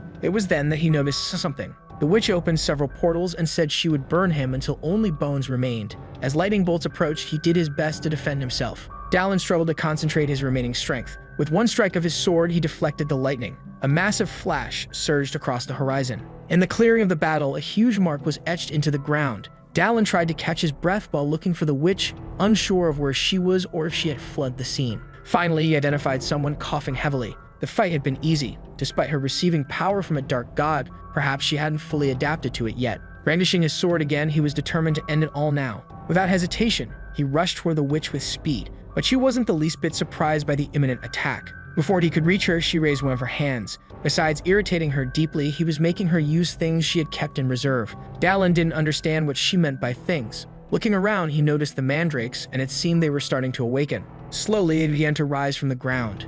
Immediately, a terrifying, blood-curdling scream filled the air. Dallin now found himself in the midst of a deadly and horrifying cacophony. His knees buckled, and he collapsed to the ground. Tomato juice flowed from his mouth, and he couldn't move. The witch said the fight had been fun, but now he wouldn't be able to do anything against her. Summoning a powerful spell, she conjured a large fireball above her, intending to finish off the mercenary once and for all. She attacked him, taking advantage of his inability to defend himself. The fireball consumed everything in its path. Once again, destruction could be seen across the horizon. Finally, she completed her attack, remarking that Dallin had lasted longer than expected.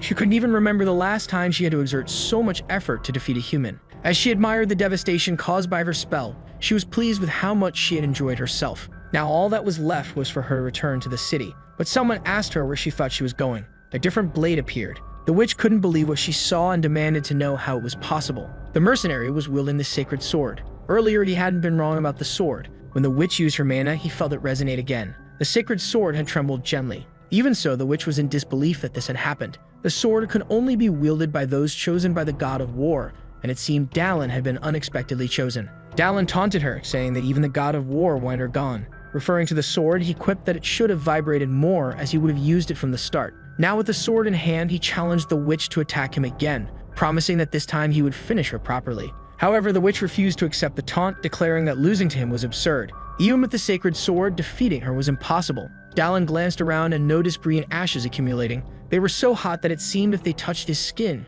he would melt. This was one of the witch's innate abilities, the curse of the ashes. As she gathered her power, the witch said that even if he was chosen by the god of war, it didn't matter. He would turn to ashes all the same. The sacred sword had two primary abilities. The first was its immense durability. Dallin prepared himself, channeling his lightning ability. With the sword charged with energy, he readied himself to counter her attack. This is the second ability of the sword, enhancing the user's abilities. The witch is in disbelief that her attack was repelled so easily. While she is distracted, Dallin prepares to strike once again. With the sacred sword in hand, he is ready to deliver another attack. The witch didn't think he could still use his territory. This time, the attack flies through the air, leaving the witch powerless to stop it. With little choice, she uses her curse once again, this time to defend herself. However, Dallin's attack is too powerful now. An explosion of blue light erupts in the clearing, electricity surging through the witch's body. Though heavily injured and panting, she mocks Dallin, asking if he thinks he has won the battle. Dallin is confused by her words, and the witch reveals her plan. She had planted over 2,000 mandrakes in the forest.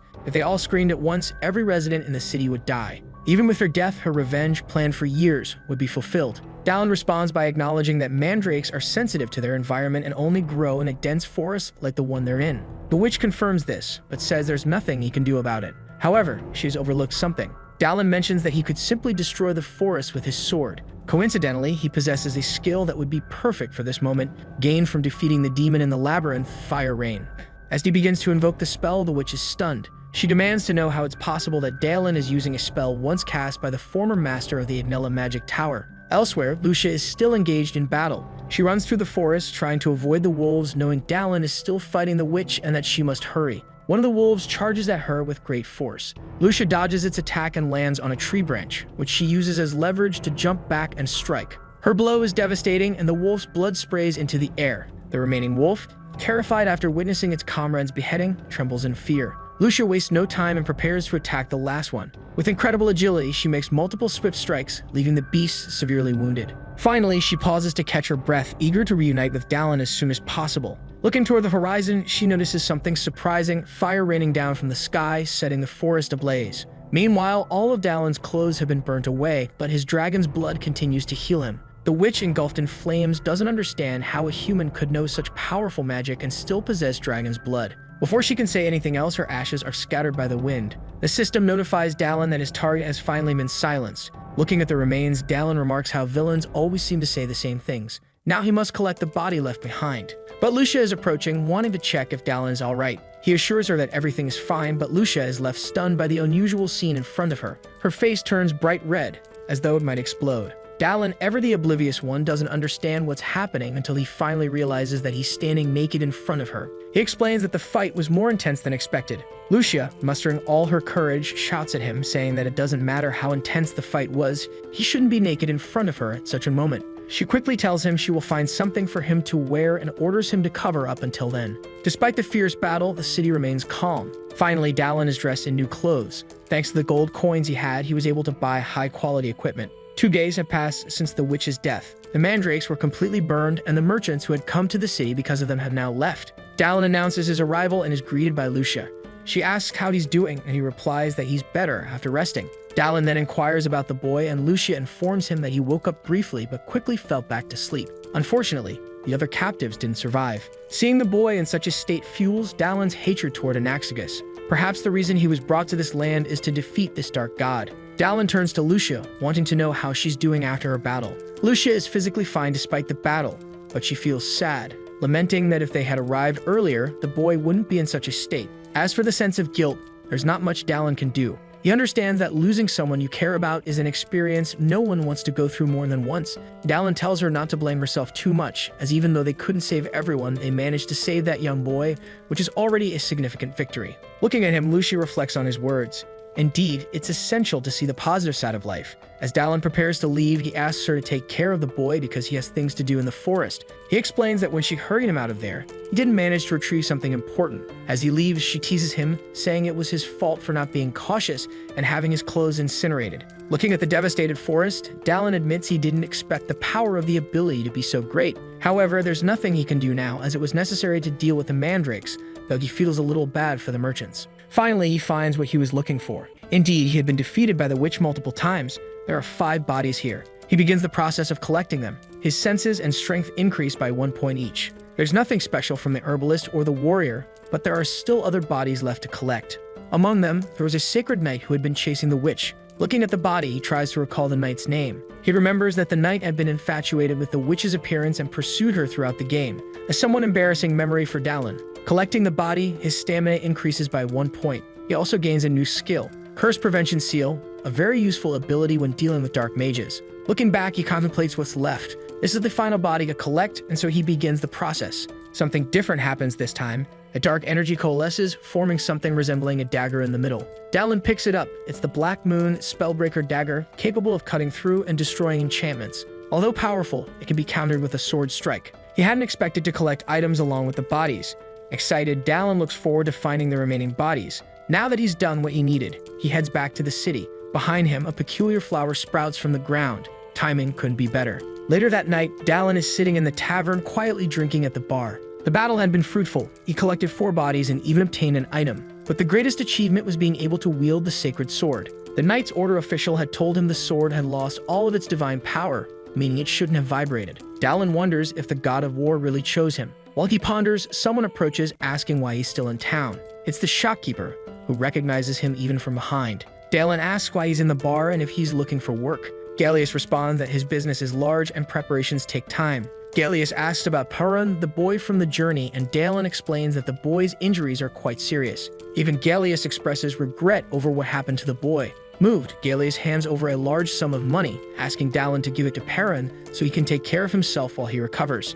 Seeing the large amount, Dallin asks if it's okay. Gallius, as a merchant who crossed paths with the boy, says it's the least he can do. Dallin smiles, appreciating the merchant's kindness, remarking that he's much more generous than he appears. Gallius says it's his greatest virtue. However, Gallius then shares some troubling rumors he's heard recently. The dead are rising in the northern frontier of the empire. Dallin is shocked and asks him to repeat what he just said. Gallius reassures him, saying it's just a rumor for now, and begins to explain the source. In the northern empire, there's a town called Langleton, where pagan cultists have appeared suddenly. They've been spreading word that the end is near, telling people to prepare an altar and worship, for he will soon descend. Shortly after the cultists' arrival, strange things began happening at night. Skeletal remains were seen rising from their graves and entering the town. Dallin realizes this can only be the work of a necromancer. If they're speaking of the descent of a greater evil, there's no doubt about what's coming. The immortal demon will be released from its sealing soon. This will be annoying because he is truly immortal, which is why he was sealed. Dallin is thinking of ways to deal with him.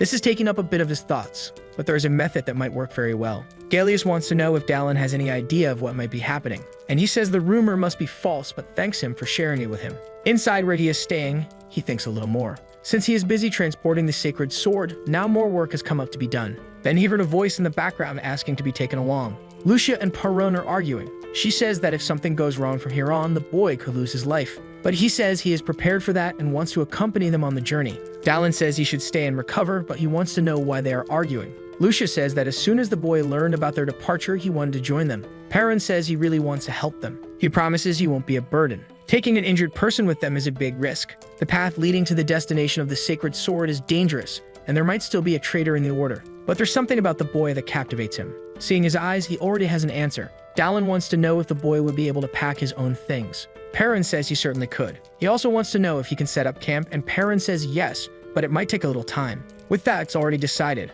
The boy will be hired as a porter and mercenary. This made him extremely grateful. Lucia watches the scene, but is apprehensive. She's not sure if things will turn out well because the boy is still injured. But everything will be fine because he brought something that could be useful. He picked it up on the way here. Perun can't believe what he's seeing. What's in his hands is a mandrake. Dallin gave him the plant, and Lucia wants to know how he got it, as she thought they had all been burned. But one of them was lucky and ended up surviving. With that, Dallin says they are leaving that night, and if the boy doesn't want to be a burden, he should eat well and recover quickly. Night has finally reached the city. They follow the path on horseback, and the boy is sleeping. In Lucia's lap, he is sweating a lot. She informs Dallin about this and says they should stop to rest a bit. The boy is too exhausted to continue. Since they have been camping for a while, Dallin decides to stop so they can rest. Lucia says she's glad they are with the boy and didn't expect Dallin to allow this. He says he didn't imagine she had such a poor impression of him. As Dallin requested, she has been teaching him in recent days, and his skills have improved significantly. His moves during the orc attack weren't a coincidence, and she is thinking of getting him to join the Order of Sacred Knights. Sacred Knight Perun, that's a title that sounds very good. As soon as she finished speaking, Dallin felt a strange energy. The same passed through Lucia, who also felt it. Riding his horse forward, he calls for Lucia, who said she also felt the same thing. They continue on their horses and approach a house. There's a smell of blood in the air. Lucia says they should inspect the place first, and he agrees. Leaving the boy leaning against a tree, he hopes he will be fine and safe. They should enter immediately, and the door opens. Inside, they notice it's strong. A woman greets them and calls them visitors. It must have been hard for them to reach there. Her clothes resemble those of a maid. Dallin notices that it's not just the smell of blood in the place. It's the foul smell of blood in the air. It comes from someone who has hunted and consumed dozens of people. The woman asks if it's just the two of them, as she prepares meals based on the number of guests. Dallin says there are 3 and requests 2 rooms and 3 meals. The woman asks them to wait a little longer. He knows she must have deceived many people this way. Every sense in his body tells him this woman is extremely dangerous. Turning to Lucia, he asks if there's anything she needs. Then she says she would like to have her bath prepared before the meal. Dallin tells her to go up first. He will follow with Perrin. He glances at her discreetly. Lucia knows the place is dangerous, but they need to maintain the act. With the meal ready, the woman expects them to enjoy it well. Dallin thanks her for having made the meal. As he breaks the bread, he says he hasn't seen other guests and asks if business is going poorly. But she says there were a few last month and wants to know if he had heard anything on his way there. Dallin eats the bread while thinking. He said he had heard about bodies wandering in a nearby town. Reanimated bodies, she says she has never heard such a crazy story. The boy asks if she is from the Empire, but the woman became defensive. He says he is from the Empire and that she has the same accent as he does. Then she says she grew up there but hasn't returned to her homeland in 10 years. Hearing this, he was surprised that she still kept her accent. Because he's disappeared a year after leaving, he wants to know how she has maintained hers. A silence filled the room completely. Dallin was pleased with the boy's cleverness. This was an excellent excuse to let his axe sing. As he stands up, some men suddenly appear. Injured, they mumble that there was a monster there. Dallin knows that Lucia is upstairs. He asked the men if the monster is a sacred knight. Drying herself, she said they tried to attack her as soon as she entered the bath. This is definitely something serious. Looking at the woman, Dallin ordered her to start explaining quickly. Smiling, she said she would have consumed him calmly, but she can't do that anymore. Chanting an incantation, a detestable aura filled the place. Then undead began to reveal themselves in the room. The reanimated bodies were now there. Indeed, this is the work of a necromancer. Perrin defends himself from the bodies using his sword, but after cutting one of them, he was surprised by the result. Even without half its head, the body kept advancing. The woman says they are already dead and can no longer die because of that. Once they are exhausted, she will eat them and suggests they surrender obediently. Cutting one of the zombies, Dallin says she is right, the dead cannot die. But there are other ways to stop them. The dagger he received is a spell nullifier, and it can end the undead. Wielding it, he advances toward the bodies. Dallin is determined to make sure those bodies don't move anymore. His first strike is powerful. The necromancer cannot believe what she is seeing. Her spell had been completely destroyed. Against incantations and spells, it is necessary to use the right weapon. This dagger destroys most magic with just simple contact, and even small cuts from this dagger can produce a fatal curse on the sorcerer. Meanwhile, Perrin tries to defend himself from a zombie. Lucia realizes the boy is in danger. She asks him to hold on a little longer because she's coming to save him. But he tells her not to worry because he can handle it. The skeleton keeps getting closer. Before he could do anything, the body loses the light in its eyes and falls inert on the boy, who was disgusted. Even Lucia didn't understand and wonders if the necromancer had died. Now the boy asks for Lucia's help and she goes to his aid. Wounded, the necromancer wants to know how her spell was destroyed so easily, but she wasn't in the mood to hear the answer because she could provide them immediately. But once again, the black dagger comes into play. More wounds appear on the necromancer's body. As she agonizes, Dallin wants to know if she ordered sacrifices for the immortal demon, or if she had another plan in mind. It was good for her to speak quickly because he still had the patience to listen to her. Her cannibalism was just a degenerate pastime, definitely a lunatic. Lucia yells at him, saying they still have problems.